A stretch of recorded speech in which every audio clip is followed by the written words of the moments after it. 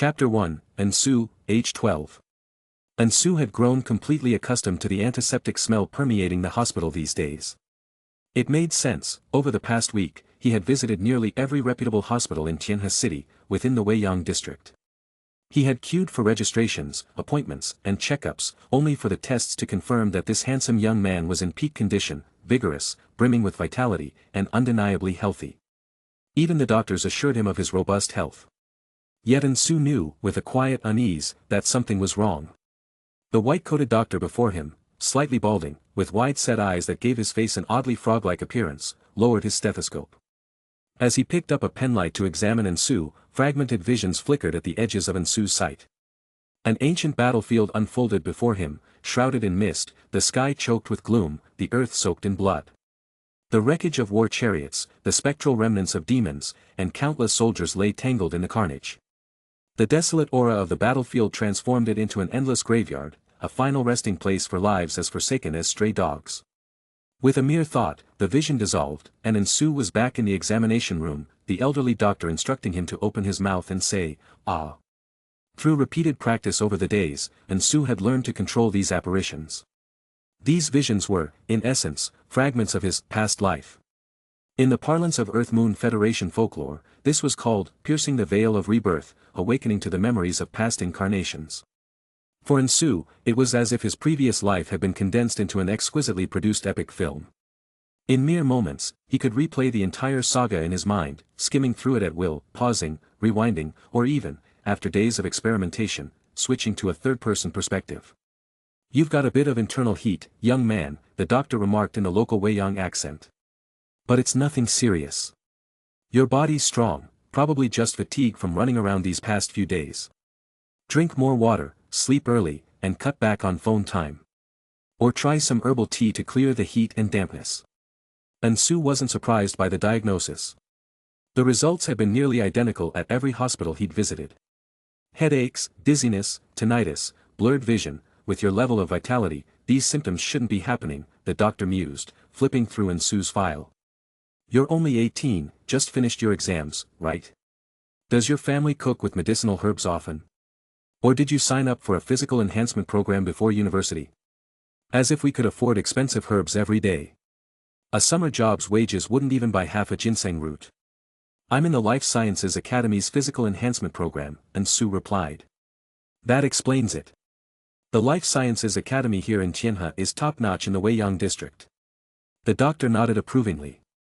"Must have just started, though, the effects aren't fully apparent yet, just a stronger vitality base. Once you complete the program, your energy will surge. You'll be healthier, live longer, and these minor issues will vanish. Your symptoms might just be post-exam stress. Perfectly normal, pre-test anxiety is rampant. Now that it's over, relax." Ansu nodded, unsurprised. If anything, this was the standard response he'd gotten everywhere. Comprehensive tests showed nothing but radiant health. No doctor would fabricate a terminal diagnosis out of thin air. Besides, his enrollment in the Life Sciences Academy carried weight. The Academy's reputation for unlocking life's potential and transcending its limits held sway not just in medicine, but across multiple fields.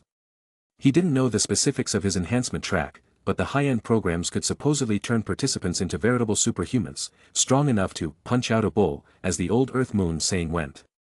In the Federation's earlier eras, such individuals were called martial artists. Barring rare, esoteric ailments, such vitality alone could ward off illness and prolong life. But Ansu knew his problem ran deeper. Not long ago, he'd stumbled upon an extraordinary opportunity, piercing the veil of rebirth, awakening his past life memories. From these memories, he'd learned that his previous incarnation hailed from a world utterly unlike the Earth-Moon Federation, one with its own supernatural systems. The glimpses of that world had left Ansu awestruck. More startlingly, he discovered his abilities extended beyond mere recollection. He could, in fact, touch the wheel of samsara in his dreams, projecting his consciousness into his past self's body, resuming that severed fate. The further he walked this path, the more his present self would inherit the remnants of that past existence. But Ansu had blundered. In his inexperience, he'd piloted his previous body, a decayed, long-dead corpse, like some macabre mech.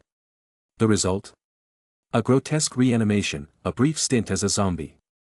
He barely advanced from rotten corpse to tainted scion before being exorcised back to death. Twice dead, did that make him a veteran zombie? Alas, his comeback tour was cut short. No sooner had he clawed his way back than he was unceremoniously booted out, forced to requalify. The dream had ended abruptly there, jolting him awake, or rather, jolted by a skull-splitting headache.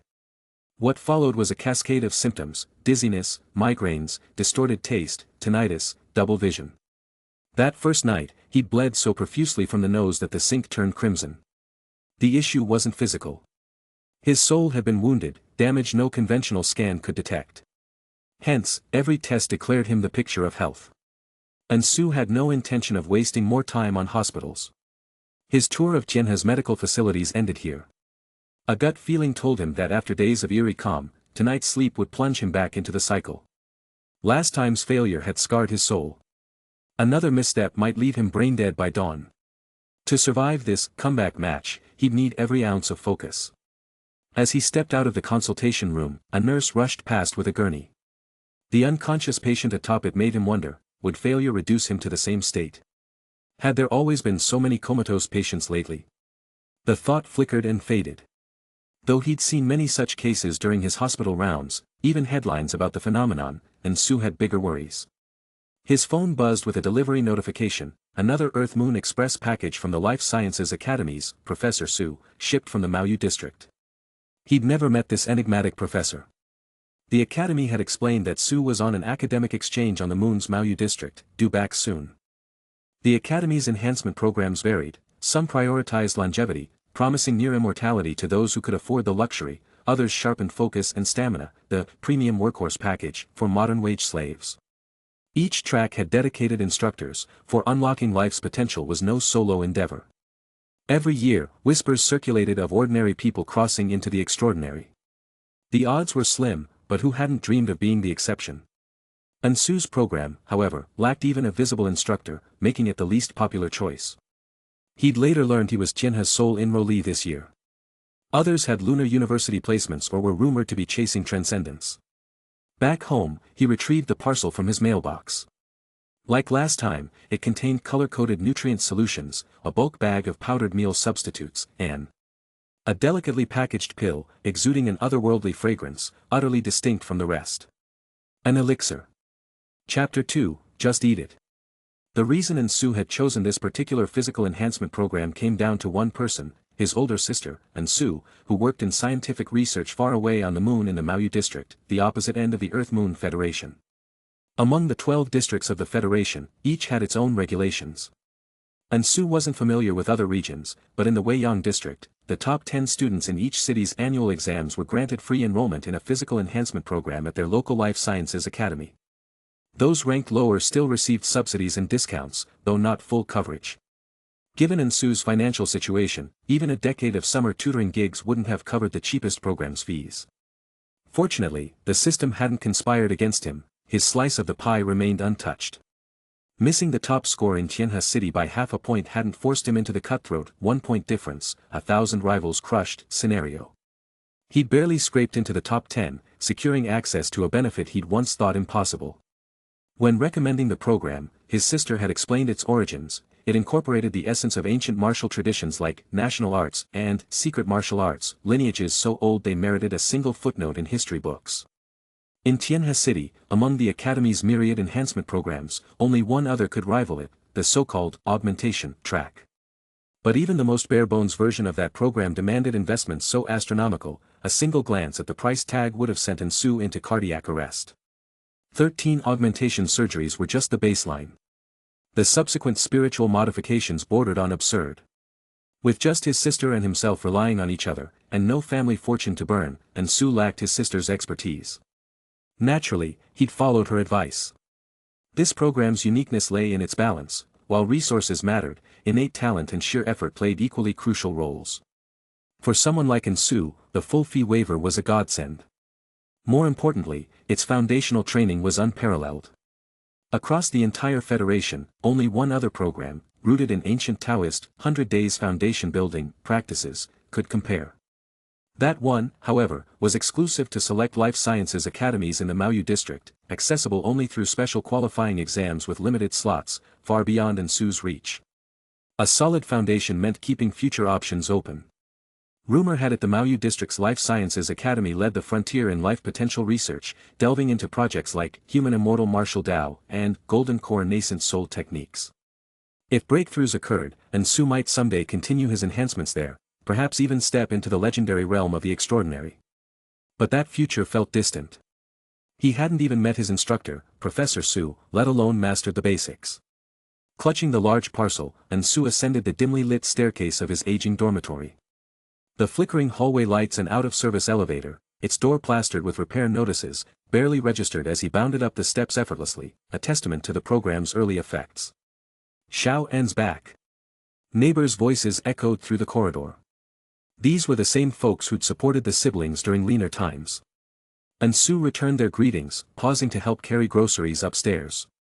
You two were always the clever ones. Bet every university on Maoyu's fighting over you.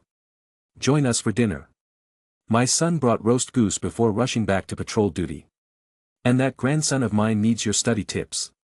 Ensu waved them off. Auntie Zhou, I really can't eat another bite today. Let Xiao Xin have the goose leg, he aced his finals too. I'll check his summer homework later. The hunched elderly woman launched into nostalgic ramblings about the siblings' childhood, genuine pride shining through. After storing her groceries, Ensu turned the corner to his own door. As he fumbled for keys, a young head popped out from the Zhou household. Brother Su, come eat. We saved you a whole leg. He hefted the parcel. Not being polite, I'm seriously stuffed. Wait, if Uncle Zhou brought goose, got any extra plum sauce or drippings? Armed with a bowl of fragrant, spice-infused goose drippings and a packet of tart plum sauce, Ensu finally prepared his meal. A diluted high-energy nutrient solution. A thick, sesame paste-like sludge of powdered meal substitute. The goose drippings and plum sauce as flavor saviors. And for dessert, that singular, extraordinary pill. Though Professor Su had never appeared in person, their interactions limited to a chat group with basic instructions, and Su's training had long since begun. As the professor's materials explained, this phase focused on nourishment methods and physical tempering, with combat techniques to follow. But without proper foundation, attempting those would only cause harm. For beginners like Ensu, nourishment came first, specifically, dietary supplementation. In simpler terms, eat. Eat copiously. In this program, eating was itself a talent metric. Rapid consumption, digestion, and absorption directly reflected one's physical conditioning and organ functionality. The parcel's contents comprised Ensu's entire diet, identical to what elite martial artists consumed during intensive training. Deceptively mundane in appearance, an undiluted dose of the nutrient solution could sustain an ordinary person for over a week. The meal replacement powder's effects were even more staggering. Online comparisons suggested standard martial artist regimens paled beside Professor Su's concoction, all while being gentler on the body. No sketchy, side effect-riddled livestock drugs that left users twitching and foaming. The only downside? Monotony. Initially novel, the flavor had grown torturous over weeks of repetition, hence the plum sauce gambit. This was Professor Su's unspoken test. Before his return from Maoyu, Ensu must finish every last gram, without compromising his health. Cheating, discarding, reselling, or force-feeding to the point of illness, would be instantly obvious. Pointless self-sabotage. The results spoke for themselves. After just weeks, Ensu's vitality already surpassed ordinary levels. While youth played a role, the parcel's contents were transformative. Merely adjusting diet and had produced tangible improvements, the kind of progress that discouraged cutting corners. Moreover, Ensu suspected these very supplements had pulled him through his past life path ordeal. Robust physique, abundant vitality, and ample energy reserves, all had shielded his fragile soul. Without the program, that initial misstep might have been catastrophic. With the last spoonful of sesame paste swallowed, grease and tartness masking its blandness, Ensu turned to the final item. The pill's aroma alone, seeping through its packaging, cleared his mind like a mountain breeze. Unlike the other items, each accompanied by dire warnings about improper consumption, this one came with a single directive. Just eat it. The moment it touched his tongue, the pill dissolved into a cooling current, flowing down his throat like liquid mist. Silently, imperceptibly, it wove an intangible film around his soul, merging with every fiber of his being. Chapter 3, Additional, Past Life Memories. During this period, among the dietary menus, only 2 batches of express-delivered elixirs contained ingredients that Ensu couldn't find detailed information about online, clearly the exclusive secrets of this physical enhancement program. Similar products yielded only fragmented mentions in searches, but these elixirs appeared to be high-tier even within the Life Sciences Academy, with many classified as confidential across various projects. Ensu had asked Instructor Su about them, but the response was vague, just that they were premium products from the Life Sciences Academy, included in the program's dietary supplementation regimen. The handling of these items was entirely optional, consume them or not, sell them online, do as you please. Even reverse engineering them for mass production was permitted. The only request was to report any successful replication to the Life Sciences Academy for potential future collaboration. After all, Instructor Su would later assess Ensu's physical condition, including baseline fitness and vital energy attributes. Failing to meet standards would mean the end of the course. One could treat the entire program as just purchasing these health meal kits, funded by the Weiyang district anyway, so Ensu was guaranteed no loss. Yet, faced with the choice between a single feast and lasting sustenance, most would know the wiser option, so Ensu paid little mind to Instructor Su's teasing tone. After eating his fill, Ensu rested briefly. Though the physical sensations were subtle, swallowing that elixir brought an unexpected calm. Even if something went wrong tonight, it surely wouldn't lead to instant brain death or a vegetative state, right? Right? The thought unsettled him momentarily. Shaking his head, he dismissed the negativity. Constantly imagining disaster wasn't just unwise, it was downright unlucky. A true strategist prepared for failure, but not like this. Last time was his first attempt, barely a trial run. Now, with experience, revisiting the path of past lives would be like a seasoned player breezing through a familiar stage. If not outright dominating, he'd at least tear through it with ruthless efficiency.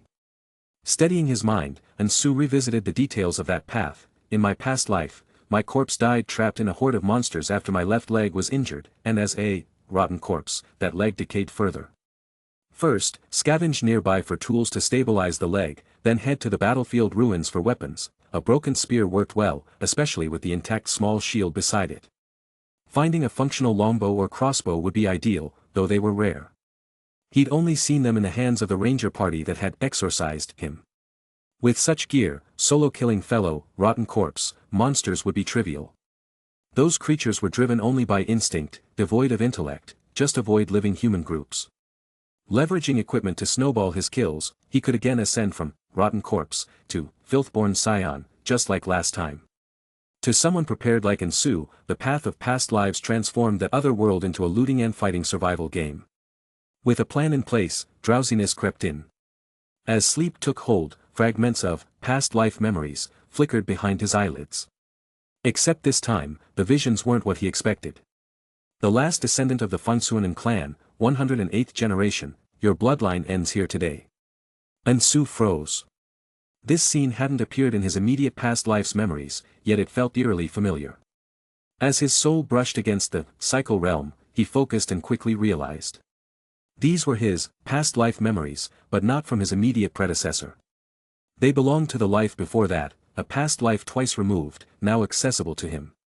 Awakening memories from one past life could be blamed on unfinished Minpa soup, but recalling multiple incarnations? Had every reincarnation skipped the drink, or was the Lady of Forgetfulness diluting her brew?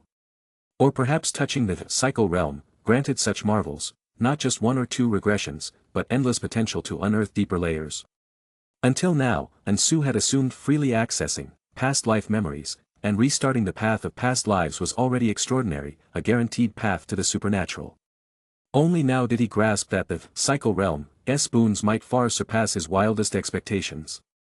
In moments, his twice-removed past life's memories unfolded before him, a lifetime absorbed and dissected.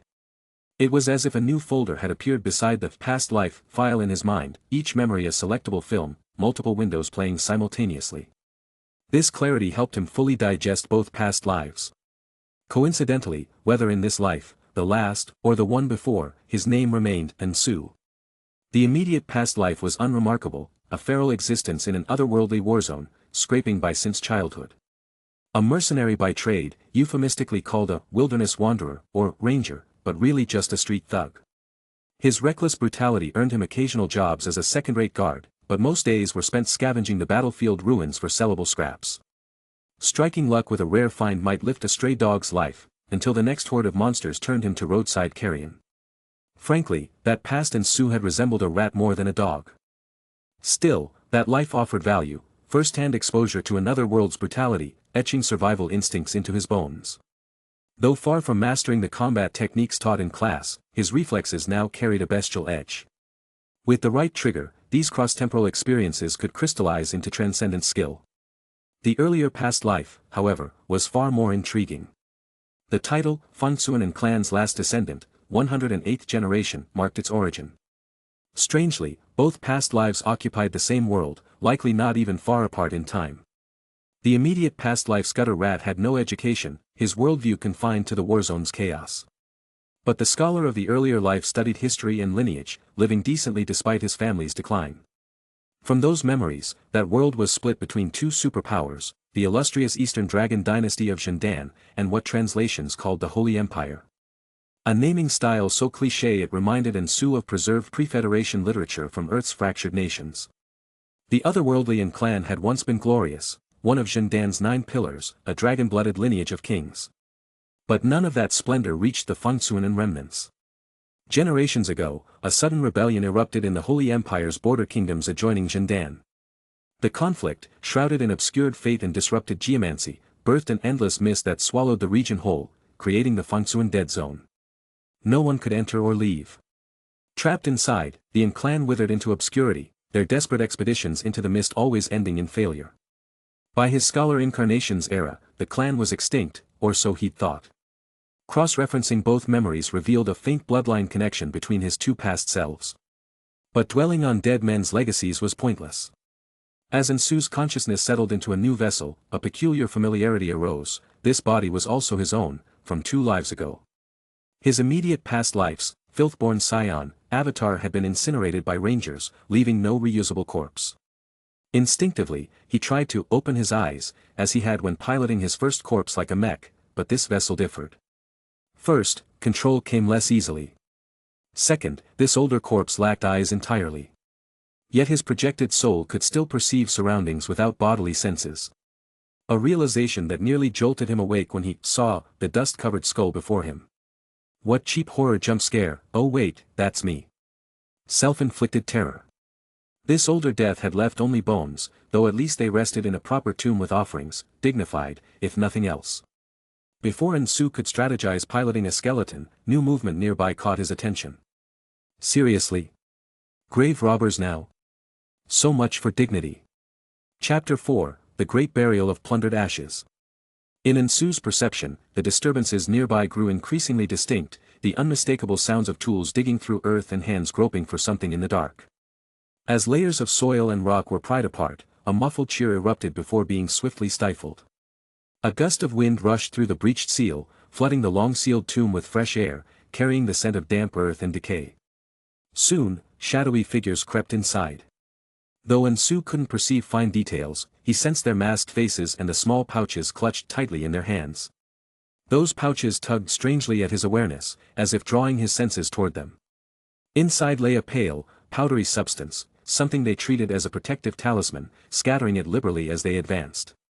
Bathed in the drifting powder, their movements grew bolder, as though shielded by some invisible ward. Having fully digested both past lives' memories, particularly the scholar's extensive readings, Sue knew grave robbers here shouldn't have such customs.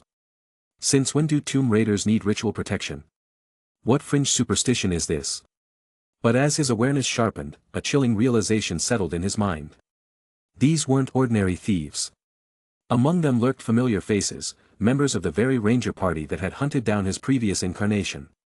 Truthfully, Sue bore no deep resentment for being exorcised last time. Raised in the Earth-Moon Federation, he shared the instinctive wariness toward monsters. Had roles been reversed, he'd have done the same. His only regret was drawing attention too soon while still weak, a tactical error to rectify next attempt. But now, watching them scatter that chalky powder, a dark amusement twisted in his mind. If I'm not mistaken, that's probably my own ashes. Monster carcasses were always disposed of thoroughly. Beast types might be harvested for usable parts, but human-derived abominations? Only flames could purify them. Yet even the most superstitious wouldn't repurpose cremains like this, especially not tomb raiders who prize discretion over mysticism. "Are you sure this ash actually works?" one thief whispered, fingers trembling as he scattered another handful. "Common cremains. Useless," came the reply. "But these carry trace and clan blood, same lineage as the corpse here. Disrupts any tomb curses or geomancy traps." A dry chuckle echoed in Ensu's mind. "You overestimate this place." By his scholar Incarnation's era, the and clan had been a hollow title. Generations squandering their dwindling wealth on futile attempts to pierce the boundary mist, that eternal shroud swallowing all who sought escape, left nothing but this meager crypt. The sole item of value? A luminescent pearl placed in the corpse's mouth. Wait. No. Too late. Tools pried open the coffin, revealing skeletal jaws clenched around a softly glowing orb. Pearl in the skull. Damn it, this is all. The last in heir's whole tomb, just one lousy pearl. As greedy hands snatched the treasure, someone muttered, "Should we reseal the crypt? Prevent corpse revival." "Waste of effort," another scoffed. "Smash the skull, scatter the bones for wild dogs. Let's see it haunt us then." A hand reached toward the skeleton. Crack. Bones shifted audibly in the dim light. Every thief recoiled, protective ash pouches raised like talismans against evil. "The pearl's still here. We've got torches." "How can it?" Ensu hadn't actually transformed into some vengeful wraith. The skeletal frame, his current vessel, simply twitched in protest at their desecration. Moving even this much strained his control, standing was beyond possibility. "Hunting monsters is one thing. But deliberately seeking my lineage's tombs?" The scattered ashes suddenly grew warm in their hands, then searing hot. Pale powder swirled upward, forming spectral shapes as whispers filled the chamber, not through air, but directly in their minds. 10,000 graves weep as one, the Lethe's ashes surge anew. The words thundered like collapsing mountains. Thieves clutched their ears as one man shoved another toward the coffin, "Destroy it. Now." The pushed figure stumbled into the swirling ash. Whoosh. Flames erupted from his mask and clothes. Fire spread hungrily as screams intertwined with Ensu's incantation. "Shattered armor becomes our drums, broken spears our pipes, tattered banners our funeral shrouds." Ash and soil fused into ghostly silhouettes crowding the tomb. "Overturn. Overturn. Cast down imperial robes for burial cloths, bury golden halls as tombs." Mid-chant, Ensu realized his overkill. These weren't seasoned occultists, just desperate scavengers. The flames consumed them effortlessly, reducing flesh to char. Nor could he sustain the ritual. Incomplete preparations aside, one critical shortage hampered him. There simply wasn't enough of his own ashes left to fuel the spell. As darkness reclaimed the ravaged tomb, Ensu contemplated the smoldering ruins. A metaphorical sigh would have been fitting, if only he still had lungs. First priority, figuring out how to move this damn skeleton. Chapter 5, The Living Dead. As everyone knows, the dead should be buried to rest in peace. In the Earth-Moon Federation where Ensu grew up, this saying reflected an ancient custom that some still followed, though such practices had become increasingly rare. After all, how expensive was a private burial plot? This was a nostalgic tradition reserved for the wealthy. Ordinary people used communal columbariums, affordable, well-maintained facilities where rows of neatly arranged niches housed countless urns. Though the cultural and linguistic systems differed between worlds, the same principle held true. Whether in the Dragon Dynasty's Zhendan or the Holy Empire, burial customs were universally respected, except in this forsaken land. Ever since the endless mist had enveloped this cursed place, celestial order had been obscured, feng shui disrupted, and even the natural laws of heaven and earth had spiraled into chaos. The darkness mingled with the mist, or perhaps the mist itself had taken on the properties of darkness. Living beings who ventured into the fog would lose themselves, swallowed whole. And the dead? If their corpses weren't preserved under sufficient light, shrouded in darkness, they would almost certainly undergo demonic transformation. Such horrors were unheard of elsewhere. Even in the most perilous demonic wastelands of Zhendan, nothing like this had ever been recorded. Elsewhere, the dead could rest undisturbed for centuries, even millennia. Tombs remained intact, allowing future generations to excavate and study them.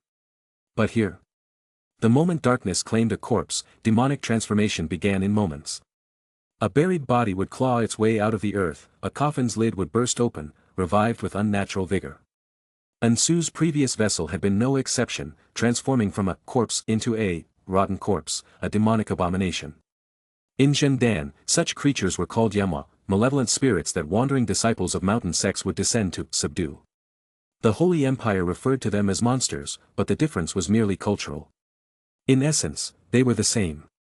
Normally, demons were weak. After all, how could such entities emerge so easily under natural conditions? Humanity reigned supreme. The conditions for a demon's birth were stringent, so much so that most people would never encounter one in their lifetime. But this cursed land was different. Traces of demonic activity were everywhere. For one, this place was already a battlefield ruin, war and death naturally bred demons. But more than that, the land itself had unique properties.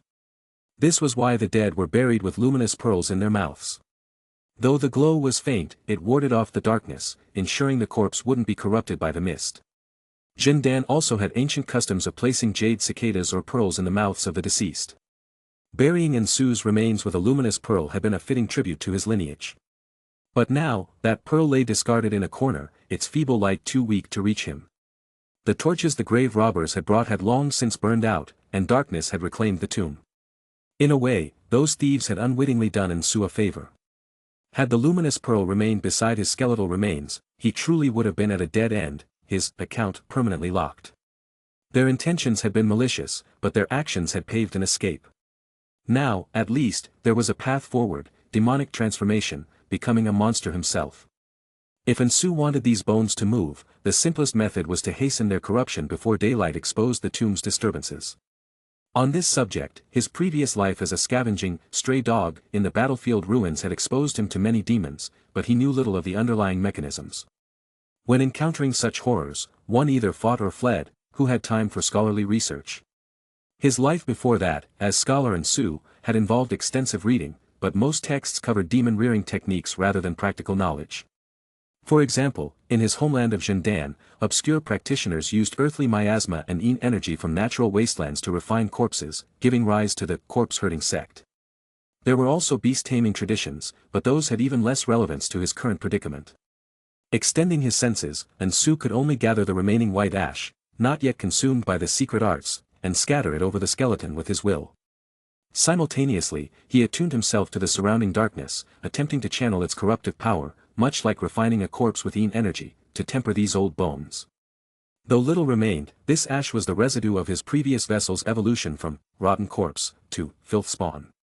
Not only could it serve as part of his new form, but it also carried the taint of prior demonification. It had even been an evolved monster. Surely, it could draw more darkness, accelerating the skeleton's corruption. Yet Ansu held little hope. Though his scholar life granted knowledge, much of it was impractical, and his current vessel was lacking. Both his stray dog and scholar memories agreed, in this cursed land, two types of demons were most common.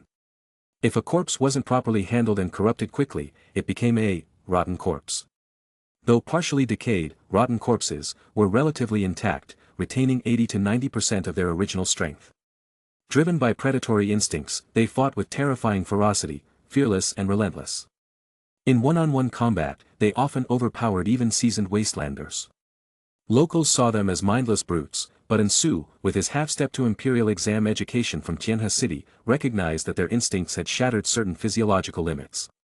Living beings feared pain, corpses did not. A sudden, frenzied assault from a corpse could overwhelm many. But the living had tools and wits. Even a novice, armed and armored, could hold their own. And if all else failed, running was always an option. The real danger was being cornered by a horde, which, upon reflection, made his stray dog life's end suspicious. It felt like a setup, had he stepped on someone's toes. A stray dog's death was no rarity, but the timing was too perfect, injured, unable to flee, then hunted down until even his ashes were exhumed. These grave robbers were mere footnotes in the wastelander group that had pursued him. Once Ansu grew stronger, he'd investigate their true motives. Beyond rotten corpses, the most common demons were skeletons. The scholar in him insisted on precision. Freshly corrupted ones should be called bone piles. Just as decayed flesh birthed rotten corpses, fully decomposed remains became bone piles. That such things could move at all defied logic, let alone wield dark magic. Only greater demons had such power, common monsters couldn't dream of it. Stripped of flesh, a 100-pound human became a 20-pound skeleton. Even as a monster, its most intimidating feature was its skull. Here, even women and children could dismantle a bone pile with minimal courage. A 100-pound woman tackling a 20-pound skeleton? Only the sturdiest frames would survive. By Nsu's metrics, having consumed 2 elixirs and days of nutritive supplements, if an average person's vitality was 10, his was around 12 to 13. His recent hospital visits had given him a clear self-assessment. Before Professor Su of the Life Sciences Academy returned, he needed to reach at least 15 through nutritive supplements to qualify for advanced training. But a bone pile, even animated, might only muster 1 or 2 in strength. When the mist first engulfed this land, hordes of skeletons had risen, numerous yet feeble. A rabble, nothing more. Only by evolving into a skeleton could they rival rotten corpses. Here, you had to level up just to match their baseline. The disparity was obvious. The thought of becoming a mere bone pile filled Nsu with frustration. An heir of the Yin lineage. A vessel of the 9 celestial veins.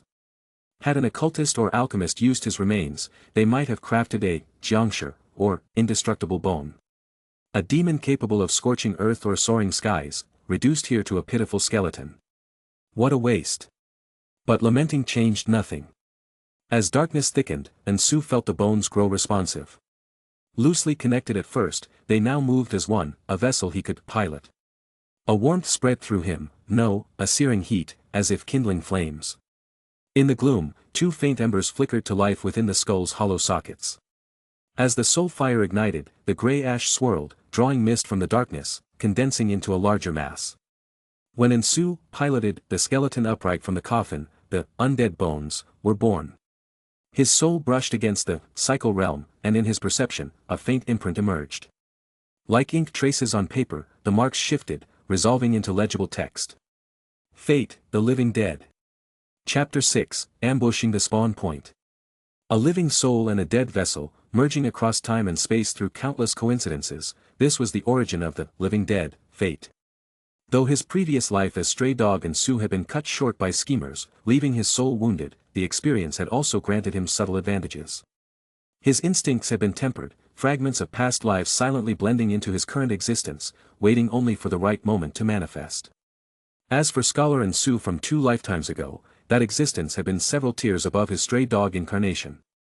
The changes weren't immediately obvious, but had this awakening come before his imperial exams, Nsu was certain he could have topped Tianhe City's rankings, perhaps even dominated the entire Weiyang district, securing direct admission to one of the Earth-Moon Federation's elite academies. Even if the 2 worlds differed, some of this realm's occult arts might still function back home. If they didn't, no matter, but if even 1 or 2 could be adapted, the payoff would be immense. More crucially, there was this faint, half-formed, fate. The living dead, Fate was already a premonition of greater things. The further he walked this path of past lives, the clearer its imprint would grow. Once the illusion solidified into reality, this fate would be his to command. All of this, every fragment, was a reward for retracing his past selves. His thoughts raced, swiftly analyzing his circumstances before his skeletal form vaulted from the coffin, eye sockets blazing. The charred corpses littering the ground would soon rot into monsters if left unattended. Given their flesh had been reduced to cinders, becoming rotten corpses was unlikely. At best, they'd rise as feeble bone piles, barely a threat. Not that Nsu's current, undead bones, form was much better.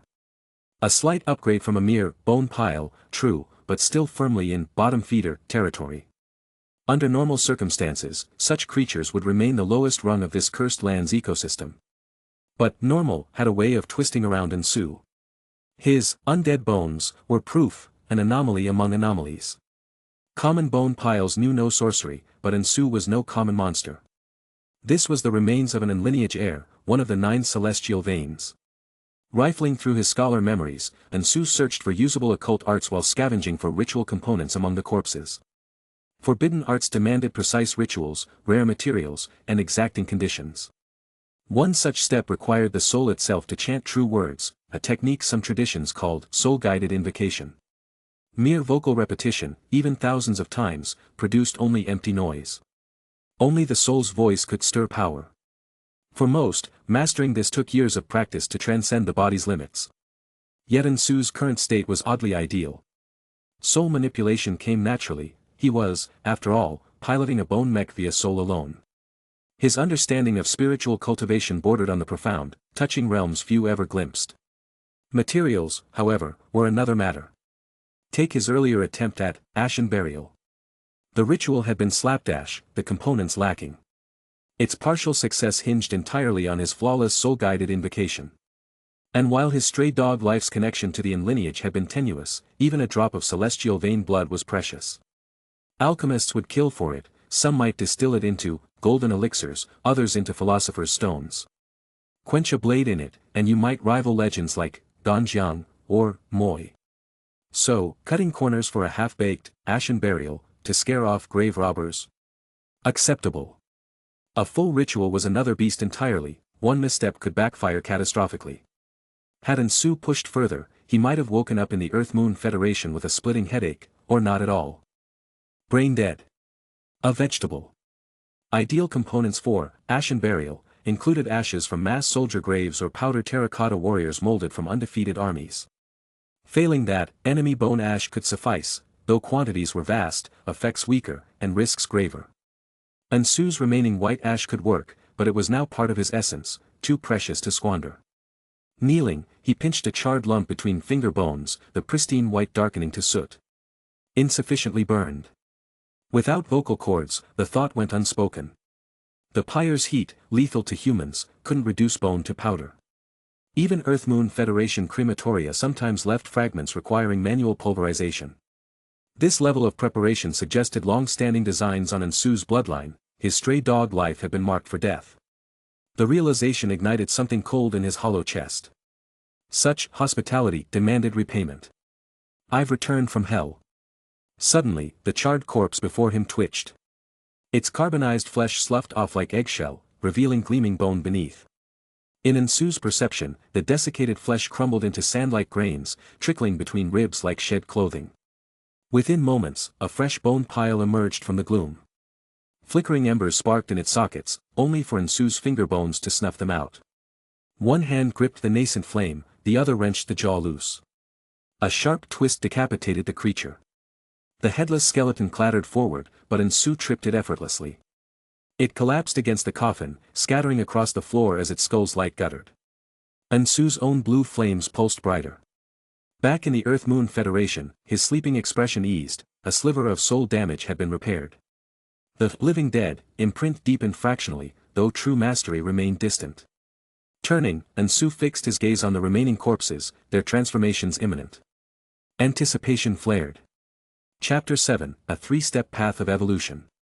The skeletal figure moved, its bones emitting crisp, rattling sounds as they lightly knocked against each other. With the final clatter echoing through the burial chamber, the cramped space fell into complete silence. Ensu lowered his head, his slender, ivory-white finger bones slightly curled as they hooked into the hollow eye sockets of a skull. There were 4 grave robbers in total, 4 skulls, 2 hanging from each hand, the flames that should have flickered in their eye sockets now completely extinguished. As Ensu's spoils of war, the ignited soul flames had been naturally absorbed by him, serving to mend the damage to his own soul. The hollow eye sockets of the withering bones flickered with a more vigorous flame than before, and even its originally gaunt, almost frail skeleton seemed to have grown slightly more substantial. Though this newfound solidity was largely due to the pale gray mist coiling around the withering bones, making its silhouette appear less emaciated than before. Despite being outnumbered, skeletons were still just skeletons, the weakest of monsters, easily handled by anyone with even a modicum of strength. Even if Ensu himself was, at his core, nothing more than a pile of bones, his starting point was still slightly higher than these mindless husks. If the physical attributes of these freshly spawned skeletons could be rated as a 1, then Ensu was at least a 2. The fiercest chicken in a flock of weaklings. But Ensu's current ferocious instincts drove him to instinctively seek out his target's weaknesses, and with the advantage of preparation, ambushing them right at their spawn point, taking them down one by one, these 4 skeletons had no choice but to fall into his hands in succession.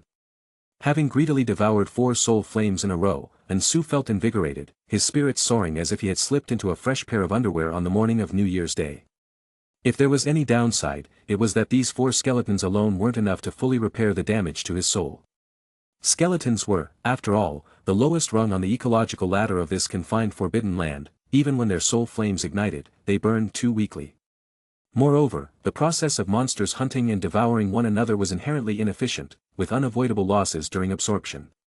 Not everything could be utilized for soul repair, leaving only a fraction of the energy for Ensu to mend his spiritual wounds. To fully restore his soul, he would need to hunt far more prey, enough to allow his current vessel to evolve at least once or twice. In this unique environment of the Forbidden Land, demons and monsters were the true, chosen ones, thriving simply by following their instincts along the most natural path of growth. That was why this cursed place was said to be where even the laws of heaven had lost their balance. A realm of inverted principles and overturned morality. Scholars could spend their lives cursing the heavens, the earth, and everything in between, churning out dozens of plagiarism-proof theses on the subject. Newly born monsters, dull-witted and driven solely by bloodlust, grew naturally through slaughter and predation. Upon reaching a certain threshold, their intelligence would gradually develop alongside their evolution. Many long-decayed corpses or skeletal monsters that had persisted for extended periods already possessed intellect comparable to that of wolves or dogs. Further evolution could elevate their minds to human levels, or even beyond, reaching the cunning depths of greater fiends, their spiritual acuity sharpening with each transformation. Thus, the path Ensu walked, the path of the bygone, was already clearly laid out before him, requiring only steady progress. After dealing with these 4 skeletons, the growth I've gained isn't limited to just mending my soul, this vessel has also improved somewhat. Ensu mused silently. If his initial physical attributes were a 2, they had now likely reached 5 or 6. Though still far from the standard 10 of a healthy adult, it was at least enough to dominate among a crowd of skeletons. And compared to ordinary skeletal monsters, even if they defeated 4 targets, their growth wouldn't be nearly as significant as mine. The withering bones had been enhanced during its creation, combined with the faint traces of the bloodline, whether functional or not, ensuring that despite its bony form, it was already leagues ahead of common skeletons. A higher foundation, greater growth potential, perhaps when Ensu evolved, this vessel wouldn't become just another generic skeleton, but something shaped by his own development. The number of evolutions served as the unique supernatural hierarchy of the Forbidden Land's monsters. In these battlefield ruins, even well-prepared bands of wilderness scavengers would flee with their tails between their legs upon encountering a monster with multiple evolutions. A monster with enough evolutions wouldn't just dismantle a scavenger party, it could carve straight through a military formation of 100 men. Against such beings, incomplete secret arts would barely leave a scratch, only a fully executed technique stood a chance.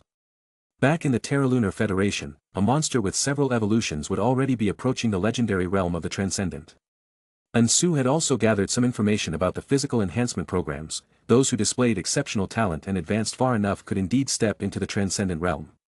For an ordinary person to enter Transcendence, the process was said to require 3 steps. Rebirth of flesh, renewal of spirit, and finally, ascension to Transcendence. The first 2 steps weren't strictly sequential, either could come first. After all, depending on the focus of one's training and the nature of their potential, rigid standards couldn't apply universally. Though Ensu had never undergone rebirth of flesh, or renewal of spirit, his recent dietary supplements barely counted as a warm-up, at best leaving him slightly healthier. At least here, he had truly experienced a monster's evolution. After a rotting corpse evolved into a scion of filth, the changes could absolutely be described as rebirth or renewal. Even mid-evolution, Ensu had felt strong enough to crush a dozen rotting corpses bare-handed. Pity that right at the moment of his ascension, someone had plucked the fruit before it ripened, before he could even enjoy his newfound power, his account had been permanently banned. A monster with a single evolution still fell within the range of what a prepared scavenger party could handle. But with 2 evolutions, the tables turned. At 3 evolutions, they'd likely match the transcendent beings of the Terralunar Federation. Here, the monsters were the true rulers. In the memories of both his lives, Ensu had heard countless tales of wilderness settlements wiped off the map by the passing of a thrice-evolved monster. If your settlement happened to be in its path, whose fault was that? Were they supposed to blame the fiend for being too strong, for carelessly trampling ants underfoot? Of course, this classification of 1, 2, or 3 evolutions was based on Ensu's estimates from his previous life's rotting corpse vessel. For his current, withering bones, form, a single evolution might only bring it up to par with an ordinary, rotting corpse. Another evolution would be needed to reach the heights of his former, scion of filth. But to claim that skeletal monsters had no advantages, that they were inherently inferior, wasn't entirely true. At the very least, Ansu could freely choose his evolutionary path, deciding whether to focus on the soul or the physical vessel. Though the potential for physical growth wasn't lacking, far surpassing most skeletons, with each evolution promising further leaps. If Ansu later evolved into something like a Pale Rider, or Bone Duke, even among his kind, he'd undoubtedly be the most formidable. But what truly captivated him was the path of spiritual evolution. Focusing on the physical vessel would make the path of the bygone easier to tread, allowing rapid accumulation of raw power, simple to start, effortless to maintain. The legacy of his past life might even bring unexpected rewards. Perhaps he could even cross the misty borders, return to his homeland, and rest in the ancestral halls of the Yin clan, fulfilling the centuries-old wish of its scattered descendants. Yet the allure of the soul's path was equally hard to ignore. Especially since, within the scholarly memories of Ansu, he had uncovered not one but two forbidden secret arts, coupled with his innate talent for soul-guided chants. Even if these arts couldn't be used back in the Terralunar Federation, any progress in the soul's domain was still valuable. Multitasking, Ansu continued to refine his plans while keeping his movements brisk. Outside the burial chamber, he found the grave robbers' tools, wrapping their handles with leather strips to improve grip. A skeletal body lacked flesh or skin, smooth bones couldn't grasp tools like human hands. As he worked, Ansu couldn't help but miss his rotting corpse vessel. Back then, he could pick up a club and bash skulls without a second thought, or hoist a shield to send other corpses tumbling before finishing them off. Looting the battlefield for gear had been a thrill, utterly dominating the competition. Now, even if he stumbled upon top-tier equipment, he'd struggle to wield it properly. A spear would slip in his grasp, and the recoil from a thrust might dislocate his radius and ulna. Chapter 8, Ascension and the Engraving of Fate. Other skeletal-type monsters would eventually condense their own bone weapons, allowing them to ignore the physical limitations of their smooth, frictionless skeletal structure when wielding them. These weapons carried an eerie, unnatural quality, some even rivaled legendary blades in effectiveness. Common skeletal soldiers typically carried spinal swords, and among the scavengers roaming the battlefield ruins, mid-tier weapons were often stolen from various skeletal monsters. Though unsettling to look at and equally disturbing to wield, requiring considerable mental fortitude, these weapons were durable, reliable, and abundant. When needs must, beggars couldn't be choosers. The more ambitious had even set their sights on the skeletal steeds conjured by Pale Riders, towering, armored warhorses of bone, their majesty rivaling even dragon-blooded Pegasi. Were it not for their near-impossible taming, someone would have devised a method to hunt them down by now. But Ansu was far from that level, left to laboriously modify tools to improve their grip. After gathering essentials into a cloth pouch and securing it between his ribs, he methodically resealed the burial chamber, leaving no outward trace of disturbance. Inside, scattered bones littered the floor. Though their skulls had been taken, prolonged exposure to the dark would eventually reanimate them into new monsters. Battlefield ruins demanded strict corpse disposal, even bones shattered and scattered by wild dogs could still reanimate if large enough fragments lingered too long in the darkness. Once corrupted, an intact skeleton would manifest from nothing. Scientific or not, this was why the land was called the Forbidden Expanse. To truly prevent demonic rebirth, corpses had to be burned to ash, their remains pulverized, preferably as finely as Wild Dog and Sue's own powdered bones. Scavengers combed the ruins for salvage, their occasional monster hunts serving more as containment than eradication. Slaying a rotting corpse only hastened its decay, ensuring its eventual return as a skeletal monster. Breaking a skeleton bought temporary peace, but given time, darkness would birth it anew. Only when settlements amassed enough oil could they incinerate every last bone, repurposing the ashes. But Wild Dog and Sue had been different, his hunters had orchestrated an elaborate ritual to extract the bloodline. The flames in Sue's eye sockets flickered as his hooded skull scanned the surroundings, his skeletal form blending into the shadows. These grave robbers were just one team, their organization runs much deeper. He pondered silently, the bloodline spans generations. Though not every descendant received a proper burial, aside from Scholar and Sue, others must still lie undisturbed. Targeting the lineage, these thieves wouldn't stop at one tomb, they'd located multiple burial sites, dividing the ashes among teams. Tracking them seemed impossible, unless Sue leveraged their own tools against them. Their use of his ashes as a key to breach in tombs had backfired, now, that connection allowed him to trace their movements. Those without the link were mere looters, but those who resonated with his senses. Prey. In his current state, direct combat was laughable, bullying lone skeletons offered meager gains at best. Worse, the risk of encountering humans meant potential forced retirement back to the Terralunar Federation. Relying solely on skeletons for evolution would take eons. Thus, bigger targets entered his calculations. This time, Ansu ignored monsters entirely, focusing instead on scavengers carrying his ashes. Only two major factions operate here, Wolf Hunt and Bear Eagle. Smaller groups lack the resources to target the bloodline, they'd need to ally with one of the two. So, which side do you belong to? His skeletal form moved soundlessly, unlike the typical bone-rattling gait of lesser undead, gliding like a specter toward a nearby hillside camp that pulsed with familiar resonance. There, more of his ashes awaited, and every scavenger present was his enemy. An arrow suddenly split the night, its trajectory illuminated by flickering campfire light as it streaked toward his hooded skull. His jawbone snapped shut, catching the projectile midair, but the impact dislodged the bone, leaving his skull lopsided. Pausing, Ansu removed his skull and mandible, wiped them casually on his cloak, then reattached them with an audible click before resuming his advance. The night watchman gaped momentarily before chuckling. Well, that's a first. His companion grinned. Missed a skeleton, and now it's mocking you. The archer shrugged, firelight glinting off his Bear Eagle insignia. Heh. Instead of fleeing, it comes straight for me. Drawing another arrow, he fired at full draw, this time aiming to pin the skull to a tree.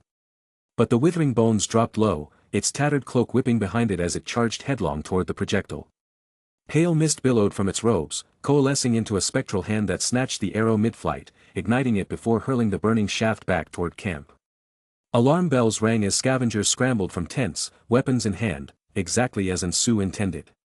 As bone ash spilled from his pouch, swirling around him, his jawbone worked soundlessly, yet every soul present heard the thunderous proclamation resonating in their minds. A forbidden secret art, its incantation perfectly channeled through, soul-guided chants, unleashed a sliver of divine wrath. 10,000 tombs weep their dirge, the Lethe's ashes rise reversed. The airborne ash ignited like campfire sparks, wreathed the skeletal figure in flames as it charged, a vengeful wraith leaving burning footprints in its wake.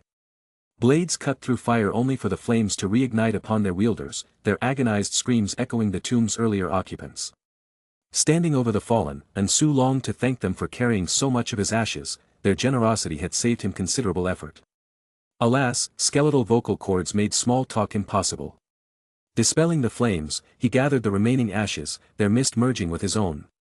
As the last scavenger's eyes ignited with stolen soulfire, Ansu absorbed the flames, feeling his evolution threshold near. Bear Eagle, then.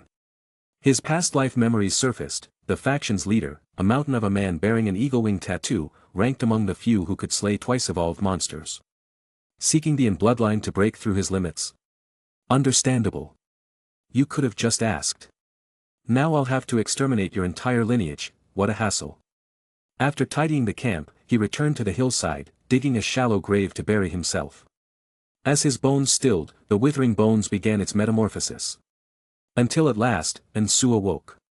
The dream of the bygone path paused as the mark of his fate, living dead, etched itself into the cycle realm, altering destiny itself. Silently, the past rewoven, his rebirth now complete. Chapter 9, Dream Come True. The concept of fate patterns had always seemed nebulous to Ansu. Until now, he had never bothered to believe in the existence of such things as so-called fate patterns. But now that he held one in his own hands, he had no choice but to acknowledge what he had once dismissed as nonsense, especially since this particular fate pattern had been personally imprinted by his own experiences. Fate-patterned living dead, withered in form, ashes in heart, yet the dead wood does not decay, transcending life and death. In the Earth-Moon Federation, passed down from ancient times and still holding an exalted position within the traditional cultural circles of the so-called ancient schools, the Taoist doctrines regarded the state of living dead as an extraordinary achievement. Ansu didn't fully grasp the essence of it, after all, he had never delved deeply into such matters before. But it was, at the very least, a precious gift. As long as it benefited him, he wasn't about to refuse it. He had heard of other fate patterns before, like the domineering tyrant's barricade or the ominous 7 killings entering fate, but he had always treated them as little more than tall tales. Now, though, since he had already obtained the living dead pattern, perhaps those other tall tales weren't so fictional after all. Still, the Earth-Moon Federation's population was massive. Just the Weiyang district alone housed nearly 10 billion people. Even if fate patterns existed, they were likely diluted within such an overwhelming demographic. And Sue would have to find opportunities later to explore whether there were any suitable channels for gathering more information on the subject. For now, there was no rush. After all, there were far more pressing matters right in front of him. Refreshed, and Sue got out of bed, stretched his limbs, boiled water, brushed his teeth, and washed up. Once everything was in order, he poured hot water into a bowl of paste-like nutritional supplement. 3 square meals a day and a regular routine, that was the proper way to nurture physical growth. Currently, Su's physical energy and vitality hovered between 12 and 13. Compared to the average person, he was in good health. But he still didn't know when Professor Sue from the Life Sciences Academy would return from her business trip.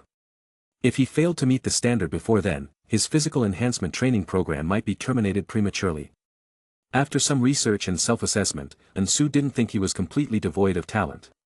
But Professor Sue's test might have begun the moment he enrolled in the program. This level of challenge wasn't particularly harsh, as long as Sue did what he was supposed to, it would be enough. In fact, someone who lacked the discipline to maintain a regular schedule and 3 meals a day probably shouldn't waste their energy in this field to begin with. Though, he had to admit, the taste of this stuff was painfully monotonous. It would be so much better if the flavor were richer. Gulping down the thick paste in large mouthfuls, Sue felt the satisfying fullness in his stomach, along with the steady supply of nutrients and trace elements provided by the dietary supplement. Even as his body absorbed it, his life essence was continuously reinforced, bit by bit, steadily increasing his physical energy and vitality. After washing the bowl and leaving it to dry on the rack, Sue considered his plans for the day.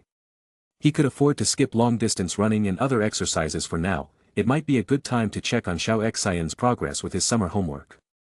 Aside from the dietary supplement, Sue had been making time for daily exercise. He didn't need a professional coach, just jogging around the riverside park was enough. With 3 servings of the supplement a day, Sue often felt an excess of energy. He had been running a marathon's worth daily, though he hadn't pushed himself further yet, as he was still in the early stages. He planned to adjust his regimen based on his physical condition later. Ideally, he'd raise his physical energy and vitality to at least 15, or even higher, before Professor Sue returned. Maybe then he'd earn some extra credit. Having reaped considerable gains from the path of bygone days, even repairing much of the damage to his soul, he decided to give himself a break today. Among the neighbors, Granny Zhou was one of the more warm-hearted ones. The folks in the neighborhood had often helped Sue and his younger sister in the past. Granny Zhou's son, Uncle Zhou, worked at the Demon Suppression Bureau and had been frequently assigned to patrols and overtime shifts lately, leaving the elderly woman to look after his son. An elderly person caring for a lively child could only do so much. Granny Zhou's legs weren't as strong as they used to be. Sue figured he could lend a hand, keeping the kid occupied with homework to burn off some of that excess energy.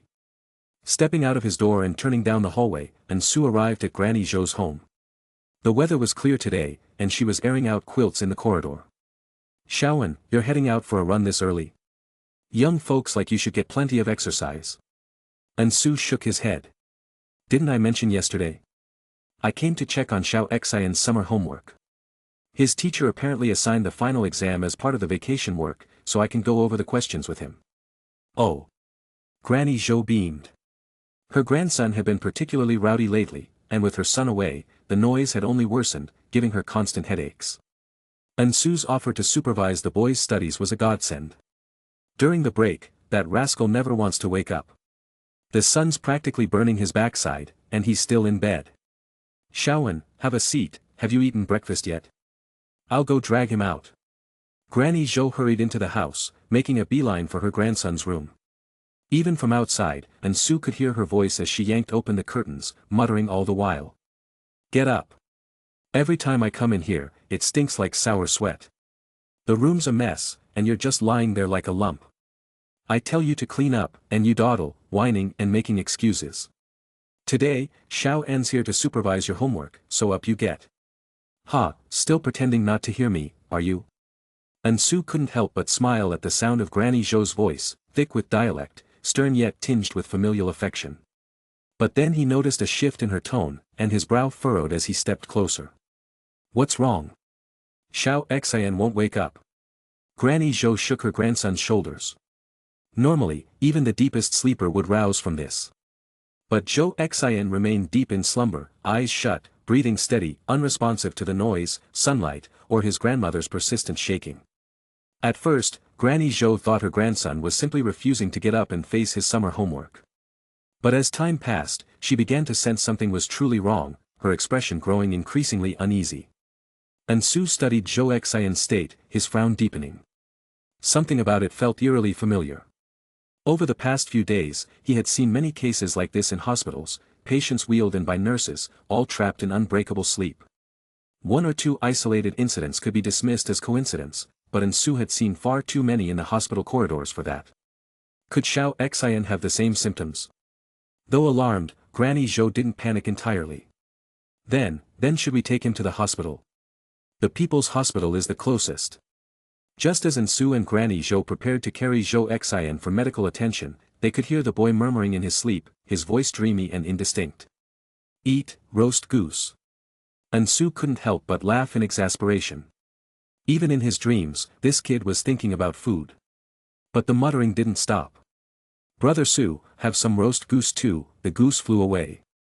At least he remembered Su in his roast goose dream.